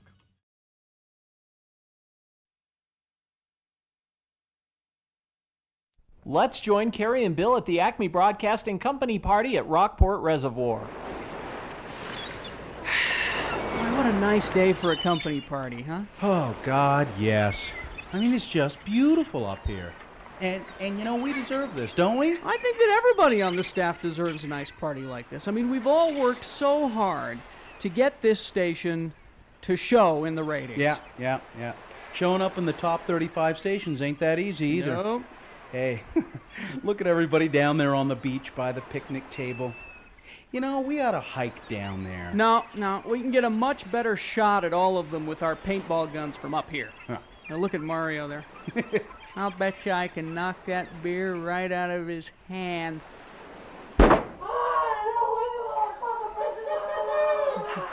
Good shot. hey, they can't see us up here, can they? Well, apparently not. Hey, listen, see if you can splatter the side of Bessie with a volley of that green paint you got. Righto. Just about spelled my name. Hey, they're all starting to scatter and take cover now. What a great party. Hey, see if you can hit Sonny before she makes it to that tree. Okay. Oh, damn, I missed her. You know, she's so thin, there's not much of a target there.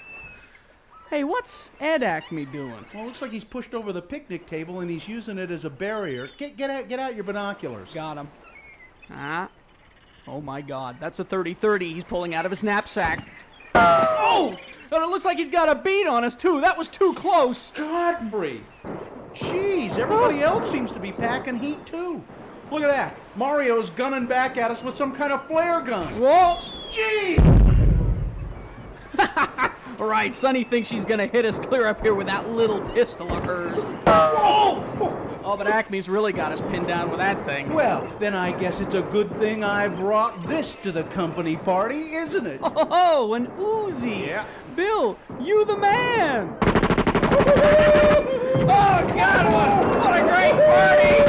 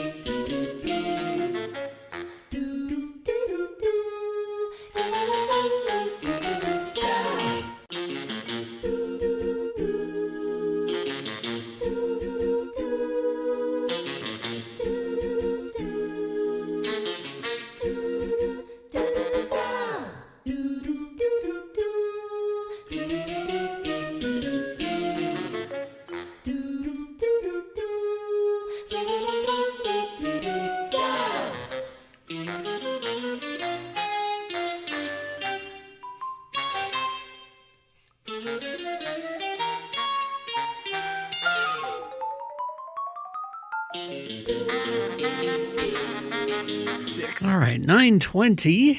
It is time for Big Boy News and Opinioendo, brought to you by... See movies on the big screen at local donor-funded Broadway Center cinemas. This weekend, the Summer Showdown continues, featuring Gone Girl and The Handmaiden Friday and Saturday night. Tickets at slfstix.org. And never, ever, ever forget... The views expressed on X96's Radio from Hell show do not necessarily reflect the opinions of Broadway media, its management, owners, or advertisers. This program is intended for mature audiences. Parental discretion is advised. James Handy, he is a character actor.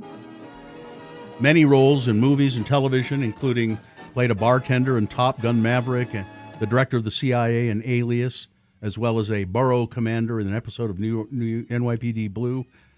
He was found stabbed to death in his home in Los Angeles on Wednesday. He was 81, a 44-year-old man who is the son of Mr. Handy's girlfriend, was arrested on a murder charge, according to a statement from the LA police. The police said that they'd been alerted to the crime when a man called 911 saying, I'm the son of man. I just killed the man of sin." On arriving at the home in Tarzana, police officers found Mr. Handy unconscious in the front yard with a stab wound to the chest. He was pronounced dead after being transported to the hospital. The suspect, Michael Gledhill, who lived at the home with his mother, flagged down police officers and told them he was the person they were looking for. He's being held in jail on $2 million bail. Handy's many movie roles included a doctor in Logan, bartender Top Gun, coroner in Arachnophobia. He was in Jumanji, The Rocketeer. He's done tons of stuff. I could not have asked for a more talented, humble, or gracious client and friend than James Handy, said his talent agent, Pam Ellis Evanas of the Ellis Talent Agent Group. But apparently his girlfriend's son stabbed him to death, and sounds as though he's got some mental problems. Some mental problems. Japan, I know you're going to Japan. Yes, Gina. I am. The Japanese government plans to recruit hunters to cull bears as anxiety grows in the country over a sharp rise in bear attacks. The Environment Ministry said on Thursday that it would set aside funds to hire licensed bear hunters and other personnel to tackle bears that have been don't tackle them. That have been wandering into residential areas and attacking people. The move is among measures proposed on Thursday after the country held a high-level meeting to address the country's growing bear problem. There's a bear problem. 12 people have died in bear attacks this year, the highest the country has recorded since it started tracking cases in 2000. They include a man who had just been delivering newspapers in Hokkaido and a 67-year-old man found dead in his garden in Iwate. The government, which have described bears as a serious threat to public safety, is also considering allowing police officers to shoot bears with their rifles. Officials have until mid-November to finalize. So this is not going to help you. Mid-November? It's not going to help you. You're going next week. What do I do next week? They described bears as a serious threat. Officials have given until mid-November to finalize the slate of countermeasures to the rising bear attacks. Bears have been spotted breaking into supermarkets and high schools, attacking residents who are just going about their daily lives. This is just like when I was going up to Glacier and I was worried about bears up there. I think they're following me. There are two types of bears in Japan, the Japanese black bear and the larger, typically more aggressive, brown bear found on the island of Hokkaido. And, Gina, I think you think really too highly of yourself if you think that Japanese bears are paying any attention to you. You don't think so? No. The other thing with bears is, you ever chased by one, run downhill. For some reason, they can't do that. It's the moss. They attack when you're having your period, too. No, that's jungle cats. Run downhill. I got it. Yeah. This is weird. The city of St. George is adding 2 large slides to the City Hall's new parking garage. What? For anyone who wants a little more fun in their visit. The project, Won't they be hot? The project, funded by the voter-approved Recreation, Arts, and Parks bill, would cost $400,000, and it'll be ready to deliver its first visitors in July. St. George officials confirmed that the new City Hall will also have benches and areas for residents to come and visit, with the slide being the final piece of the puzzle to make civic engagement more welcoming and family-friendly. So it's a multi-level parking structure, so if you don't want to take the stairs, or maybe they have an elevator, I don't know, you can use the slide. I mean, it might be kind of fun. All Let's right. see, look, doesn't it look metal? It'll be out in the It'll sun. be hot. And, yeah. You guys, come on. The metal slide. I have childhood trauma. They're not going to allow slide. people to burn themselves on the slide. Sure they are. No, it's going to be, maybe it's you know what they've left out? It's probably a water slide. And some kid's going to pee in there. Let's see. Run all the way down. Nguyen Thanh Nam studied chemistry in France. He returned to Vietnam, and in 1963, he founded a religion centered on the coconut. Followers called him the coconut monk or his coconut ship. He reportedly ate nothing but coconut flesh, milk, oil, and leaves for 3 years while meditating. And for a time, he lived inside a globe-shaped iron cage suspended over a lotus pond. His compound on an island in the Mekong River was a pop art maze of towers, pennants, crucifixes, swastikas, and colorful ornaments, complete with dragon pillars and a scaled-down replica of the Apollo 11 rocket. The faith blended Buddhism and Christianity and preached peaceful reunification of North and South Vietnam.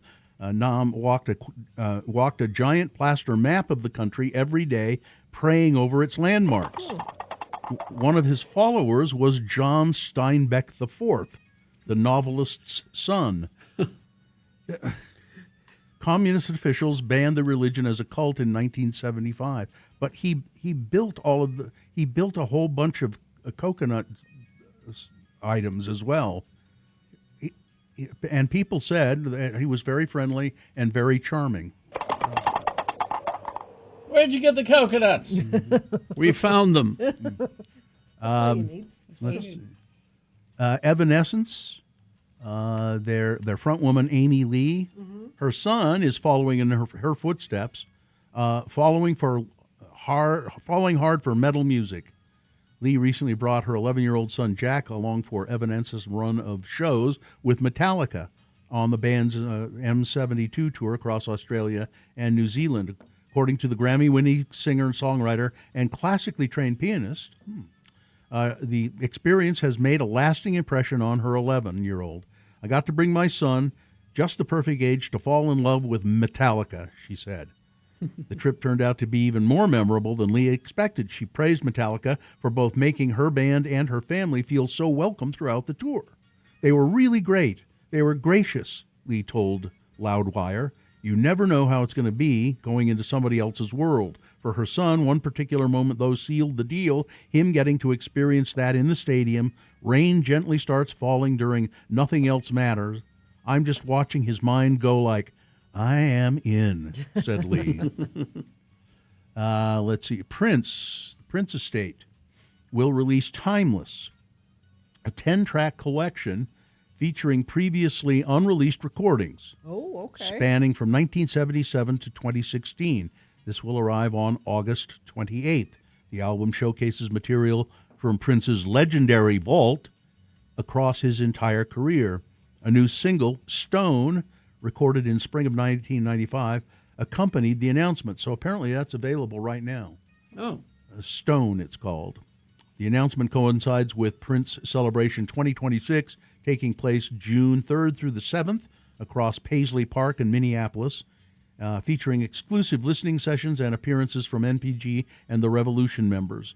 Minneapolis Mayor Jacob Fry has proclaimed June 1st through the 7th Prince Celebration Week in Minneapolis. NPG is New Power Generation. So apparently that we'll have to look for that song, Stone. Christopher Nolan's upcoming epic, The Odyssey. Is this it?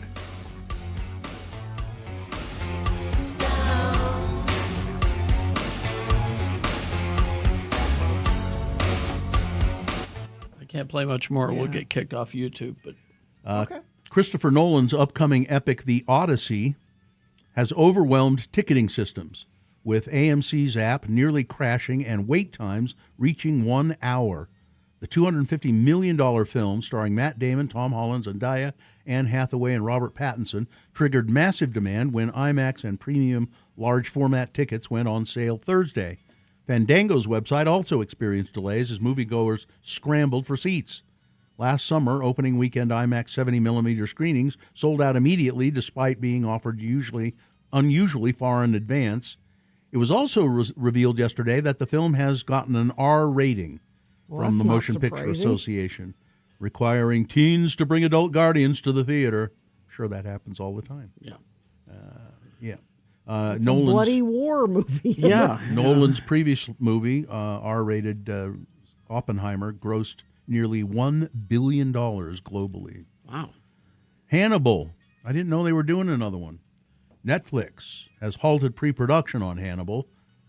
Oh, it says it's a historical war film. Yeah, it's different. Starring Denzel Washington as the legendary Carthaginian general Hannibal. You're going to ride the elephants over? Why did Hannibal cross the Alps? Yeah, he crossed the Alps on elephants. Mm-hmm. The project focuses on Hannibal's pivotal battles against Romans during the Second Punic War. Punic War. Directed by Antoine Fuqua. All right, that's it. Weather. Well, it's summer. It feels like it anyway. 92 today for a high and sunny. Overnight low 66. Warmer tomorrow, 96. Overnight low 64. Temp drops back down into the low 80s on Sunday. There's a weak storm system coming through. Probably not going to see any rain or anything out of it, but it will drop temperatures back down into the 80s. And we stay there for the first part of the week. Thank you. Listen to Radio from Hell.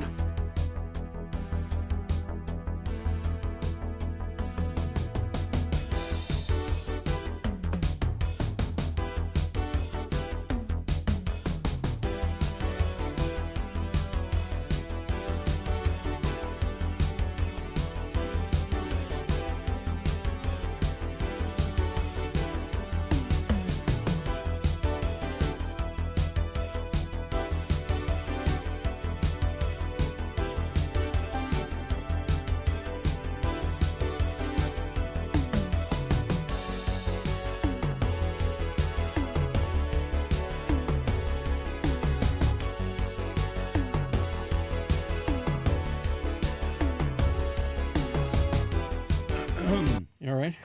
Yeah.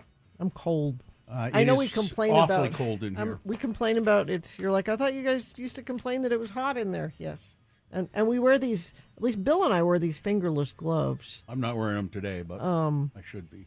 But mine have like the fingerless gloves, but it's not thumbless gloves. My thumbs are covered, and it makes it difficult. Like if I have a stack of my work papers, to try to separate them. I used to have mittens that were like they were fingerless gloves, but then there was a mitten part that you could flip I back have that. and Velcro. See? Look. Oh, is it on there? Yeah, look. So you just cover it up like that. Yeah.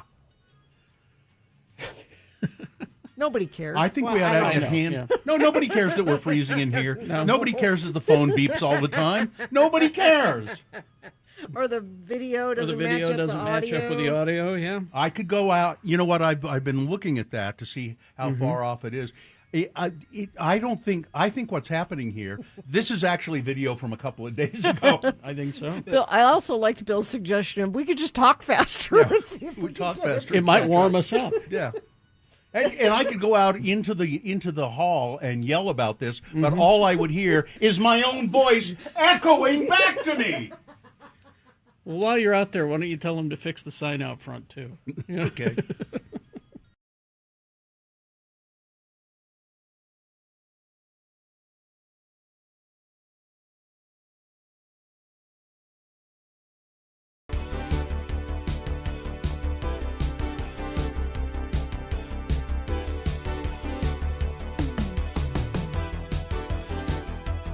All right, 6:35 right now. No, it's not Or 6:35. 9, sorry. You scared me. 9:35. You know, you guys both say that we were talking about this a couple of weeks ago. That when somebody knocks on your door or rings your doorbell, you just don't go to the door. Just don't.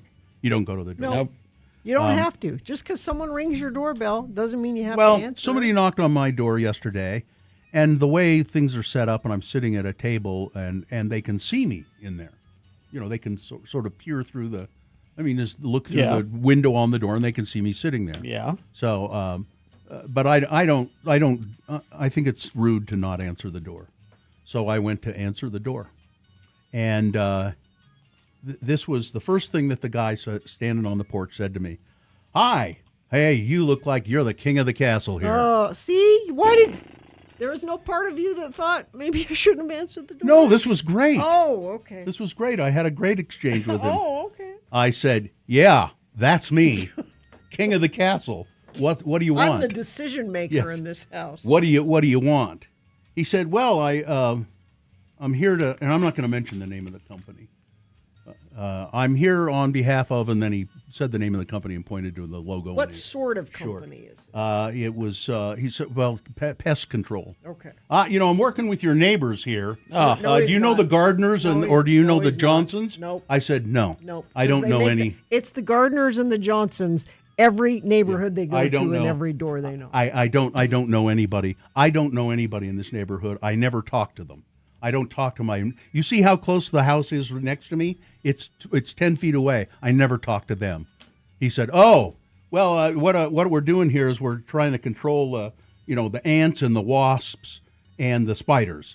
And I said, "I'm not interested in that." Why not? I mean, there's if you got any problem with those? I said, "No, they're all over the place." I said, well, what? Don't you want to kill them? No, I like them. We invite them in. What? He got more and more confused as I talked to him. And I finally said, No, it's but I wondered about it. So he said, "Well, okay, thank you." I mean, he stayed cheerful. He didn't get pissed off or anything. Thanks for talking with me. See you later. And off he went in his cheerful way. And I thought, now I wonder if this is a real company. So I looked it up, and it is. Yeah. And it's But the Johnsons and the Gardners are not real. That is the line Yeah. they give everybody. Oh yeah, you know them down there. Here's what it said about the company, though. You know, I asked, is this a legitimate company? Yes, it is a legitimate company. But then they said, although they are known for their aggressive sales door-to-door sales tactics, and they also are known for getting people to sign contracts for a lot more money than they realize they're signing them for. See, this is why I've never bought anything from someone knocking on my door. So there's no reason for me to answer when somebody is trying to sell me something. Well, but how do you know that's what it is, first of all? How do you know when somebody knocks on your door that that's what it's going to be? I don't. You don't. I don't And, need and second of all, I've had a wonderful experience with that guy. You thought that was a wonderful experience? Yes. I enjoyed our interchange, our exchange. I kind of liked hassling him a little bit, and he stayed cheerful, and it was 3 minutes of fun for me. I enjoyed it. Okay. So that's why I answered the door. Now, I stopped this right when you said, I think it's rude to not answer the door. Mm-hmm.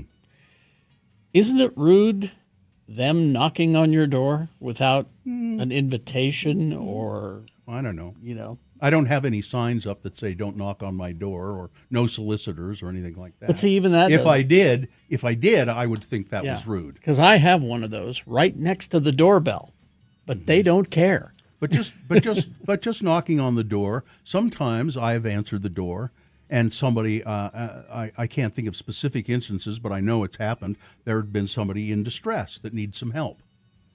And I said, what do you need? Can I use your phone? Or, so I know there have been times when I've helped people out because they're looking for somebody. Do you know where such and such is? I'm supposed to meet somebody right around here, and I don't exactly know where that is. I'm not familiar with the area.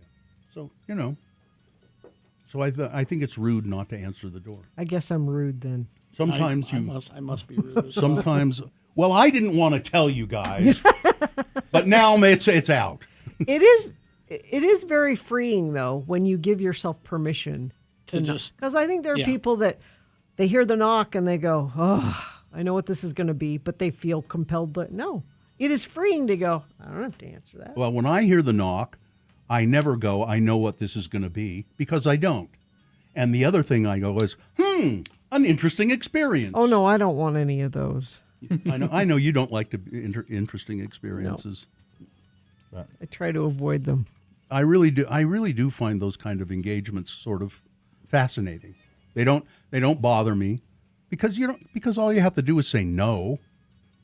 It's not a big deal, but I like having a little banter with them just to see what it's like. There was one time that backfired on me. They wouldn't stop knocking. Eventually, I peeked out the window and got a flashlight in my face. It was the police looking for someone I've never heard of. Mm-hmm. I mean, I guess if it's the police. Well, again, you don't know unless you answer the door. I know. I look out the window. I've had the police knock on my door, too, but they were there for me. And I went to the door. Uh-oh, they're here for me. Well, it just, yeah. And I think, Carrie, you having a no solicitor sign, I think people don't know what that means. Does it say no solicitor? Does it say no solicitor? It says no solicitation or no solicitor. I think there are people that don't know that means if you're trying to sell me something, don't knock on my door. If you're a door-to-door salesman, you know what a solicitor is. Yeah, I think you do. What should it say then, if not no solicitor? No, I don't want to buy anything that you are selling. I don't want any part of what you're selling. No, I don't want anything. I have a sign that says no soliciting, do not even knock, do not make it weird. That's what your sign says? That's what his sign says, Oh. this texter. And I don't. Give him Bill's address. Yeah. Bill will talk to you. Oh, here's a question. Maybe I'll start doing that. I'll start Here's a sending question for you, people Bill. your- Is it rude to not answer your phone? Oh, that's interesting. Huh. I do. I find those, and I see what they're saying. It's sort of the same thing. Mhm. That it's somebody trying to Mhm. sell me something. Yeah. For some reason, that pisses me off. Unsolicited phone calls. Yeah. Yeah. An unsolicited phone call bothers me. But them coming to your door and knocking on No, your door I guess it's and a- you getting up to get it, yeah. that doesn't piss you Well, off. no. The other thing is, Carrie, I need the exercise. Well. I need to get up and answer It's an the door. excuse to- Yeah, but Your workout plan is yeah. answering the door. But the door knock happens so seldom that it's an adventure. The unsolicited phone calls become just outrageous. Yeah. And I'm pretty successful at blocking all of them, and I don't get too many of them. Now, Jimmy Johns says that he is familiar selling things door to door. And regarding the no solicitation signs, salesmen don't care. We say in the biz, people with those signs buy everything. That's why they have to have a blocker Oh. up. Scared they will buy everything. No, it's because I don't want to be bothered. Well, but I'm not going to buy anything from my doorstep. But Nothing. they don't know. But they think that what he's saying. Yeah. That you're just you're weak. That's why the sign is there. Yeah. So here's something that I got the other day. I've saved it. I got this text. This really bugs me. This text I got says, "What makes it so hard to get a connection to your phone? Did you block me?" I hope you didn't answer that. Of course I didn't. I have no idea what that phone number is or who it is. What makes it so hard to get did you block me? They want you to go, no, who is this? You've engaged. Engaged. I know, Yep. but I didn't do that. But it must work. And People now must I'm going do it. to block it. Ivy says, I discovered the best way to get rid of salespeople. I always say I rent, so I have no control. Oh, I can't. Because my landlord won't let me. Yeah. There you go. All right. Okay, we will take a break, play a song for you, and then we got the Boner of the Week. Dave the Flower Guy is here to tell us who Boner of the Week is. Coming up after these, stand by. Trilogy Veterinary Medical Center. They are in Sandy at 9872 South, 700 East in Sandy. Or you can go to trilogyvetsandy.com to make your appointment. Call them up. It's Dental Health Month at Trilogy Vet Center in Sandy. If you mention Radio from Hell, you'll save $50 on your pet's teeth cleaning. So book your appointment, trilogyvetsandy.com. Now, they've got an event happening this weekend on Saturday from 2 to 4. They have 2 new doctors joining their team.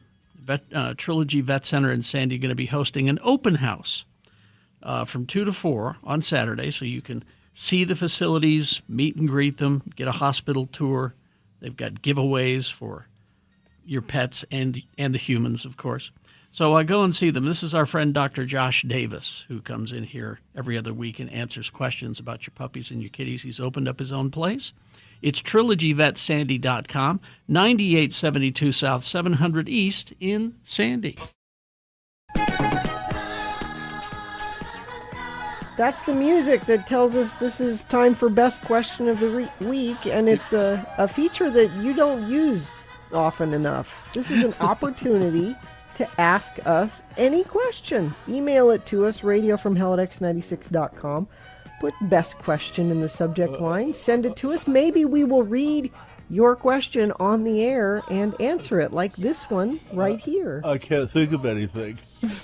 All right. I can't think of anything. So this question comes from a loyal listener. It says, how did you all meet Dave the Flower Guy? He sounds like a great person and was wondering how you all were lucky enough to meet him. Well, I think Dave, back in the day, we had a... Well, it seems to me like you brought us into the orbit. You met him and brought him in, didn't you? Well, I think, yeah, but it's been so long. He was there, so we had the coffee shop, and our back when we were doing our show from the radio station was located at Trolley Corners. And there was a coffee shop there for a while called Airwaves, and there was a glass window, and you could look in from the coffee shop and see us do our show, which was kind of an interesting concept and technique. I thought that was a great idea for people to come in, get their coffee, and watch the show. And so I guess Dave was a listener, and he's around the downtown area all the time, and he started coming in and watching the show through the glass. And at some point, I went out. And every once in a while, we'd go out into the coffee shop and, interview people for the show, or sometimes I'd just go out and chat with people. And so I went out there and I started talking to Dave, and he was interesting. But I don't remember if I guess maybe I invited him into the studio and just talked to him a little bit here and there. And then I don't remember how he started. Well, we were always trying to figure out the best way to do Boner of the Week. Yeah. Because we talked about doing it, but we're like, is it just voting again? What do we do? And then I can't remember whose idea it was. It was like, how about just someone, totally unbiased, just one person will decide Boner of the Week. And we knew that Dave listened to the show that intently, that he knew all of them. I think that's what surprised us too, that he knew all the boner candidates all the time. Yeah. So that's how. But then we've had further adventures with Dave, I guess. There was a guy who was going to make a documentary film about Dave, who came to town. I think it was a local Salt Lake guy who lives in New York, and he came and filmed a bunch of stuff with me and Dave, and he was gonna, and he never has finished that movie, I think. But may I read this? Yes. From the City Weekly in 2006. Okay. Best Utahn. Oh, that's right. Dave Mattson. Yeah. Since X96's Radio from Hell campaigned to have their listeners vote for Dave Mattson, pictured above, second from the left, as Best Utahn, we asked the show's Bill Allred to give us some background on their candidate. Huh. We first met Dave when he started coming into the coffee shop, and he used to be here at the studio. He'd come in with his flower wagon and have something to eat and watch the show through the glass while listening on a headset or radio. Then he'd head out to mow lawns at various businesses in the area. We learned that Dave is in his 40s. This was a while ago.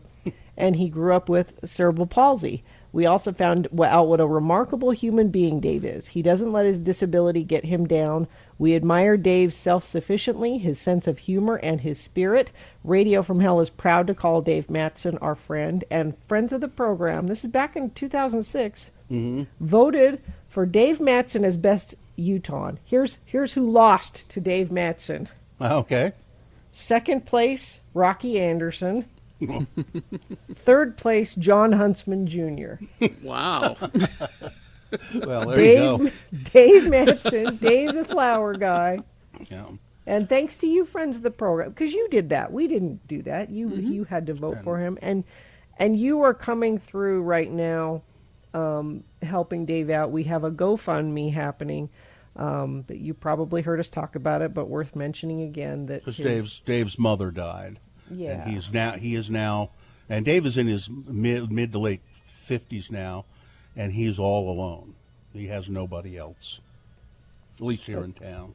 So the GoFundMe, if you just go to x96.com, Katie got that up on x96.com, so you can, and it's raised a lot of money so far, but he's going to need more, and we'll figure out a way. We're not just going to give Dave a bucket of money and say, good luck.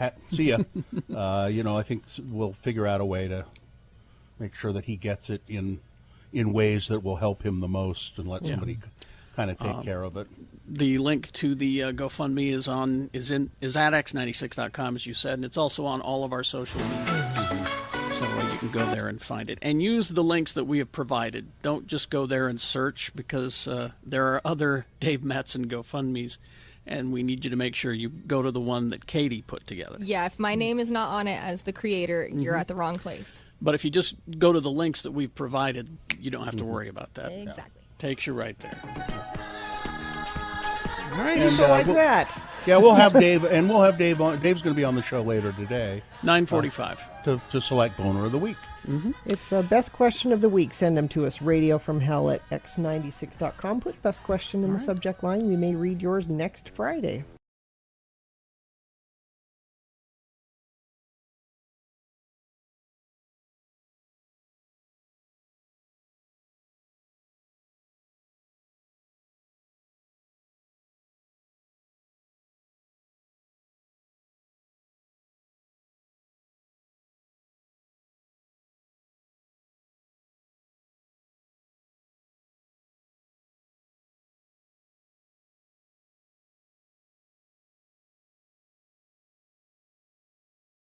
$9.52 right now.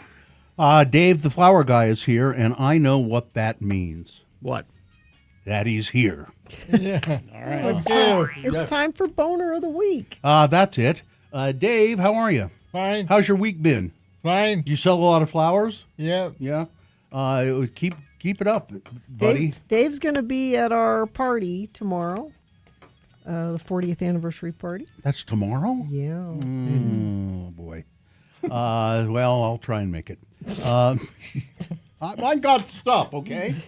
I got doors to answer. You've got salespeople to talk to. Dave, I've got all of the boner candidates we did this week right here in front of me. And I know that you listen carefully, much more carefully than I do. I don't remember what happened yesterday, let alone Monday. So, but I'll run through these for you. You tell me which one you think is the boner of the week. Boner candidate number 1 from Monday. Well, that means 60 Minutes needs less brain. Oh, that's just what 60 Minutes needs. Less brain, more brawn. CBS says, well, there's a rumor that they're considering hiring Joe Rogan as a correspondent for 60 Minutes. Boner candidate number 2. He's a despicable he's just a dink. That's Secretary. I know who you're talking about. Secretary of Defense Pete Hegseth, who's been called out for disproportionately removing racial minorities and women from the promotions list. These are people that were supposed to get promoted, according to senior Navy admirals, and Hegseth, no, we're not going to promote them. Boner candidate number 3, Andy Ogles has no place in America. He's the Republican congressman who said on a post on social media, homosexuality has no place in America. Yeah, you have no place in America, sir. Boner candidate number 4 from yesterday. Some of those sleepy little tykes at the daycare might need a bump. This is a little kid goes to daycare. He's got his little lunchbox. When it comes time to eat, the daycare staffs open up his lunchbox and they find a baggie full of cocaine in the lunchbox that his parents, I guess, accidentally put in there. They went to the home of the parents, and turns out they were major cocaine dealers in this town. And then boner candidate number 5 from yesterday, school is meant to smother youthful exuberance. That's from today. Did you see that, Dave, or hear? You heard it, didn't you? Yeah, I heard it. Yeah, she went and did the splits. There she is. She's just excited. And she said, yay, I graduate, yay. No, you can't have your diploma. She's just a cute 18-year-old girl. She was just trying to be, She was proud of herself. Yeah. Not a big deal. All right, Dave, which one's the worst? Which is the boner? Number 3. Number 3, Andy Ogles has no place in America. There you go. That's a good one for pride. Yep, perfect.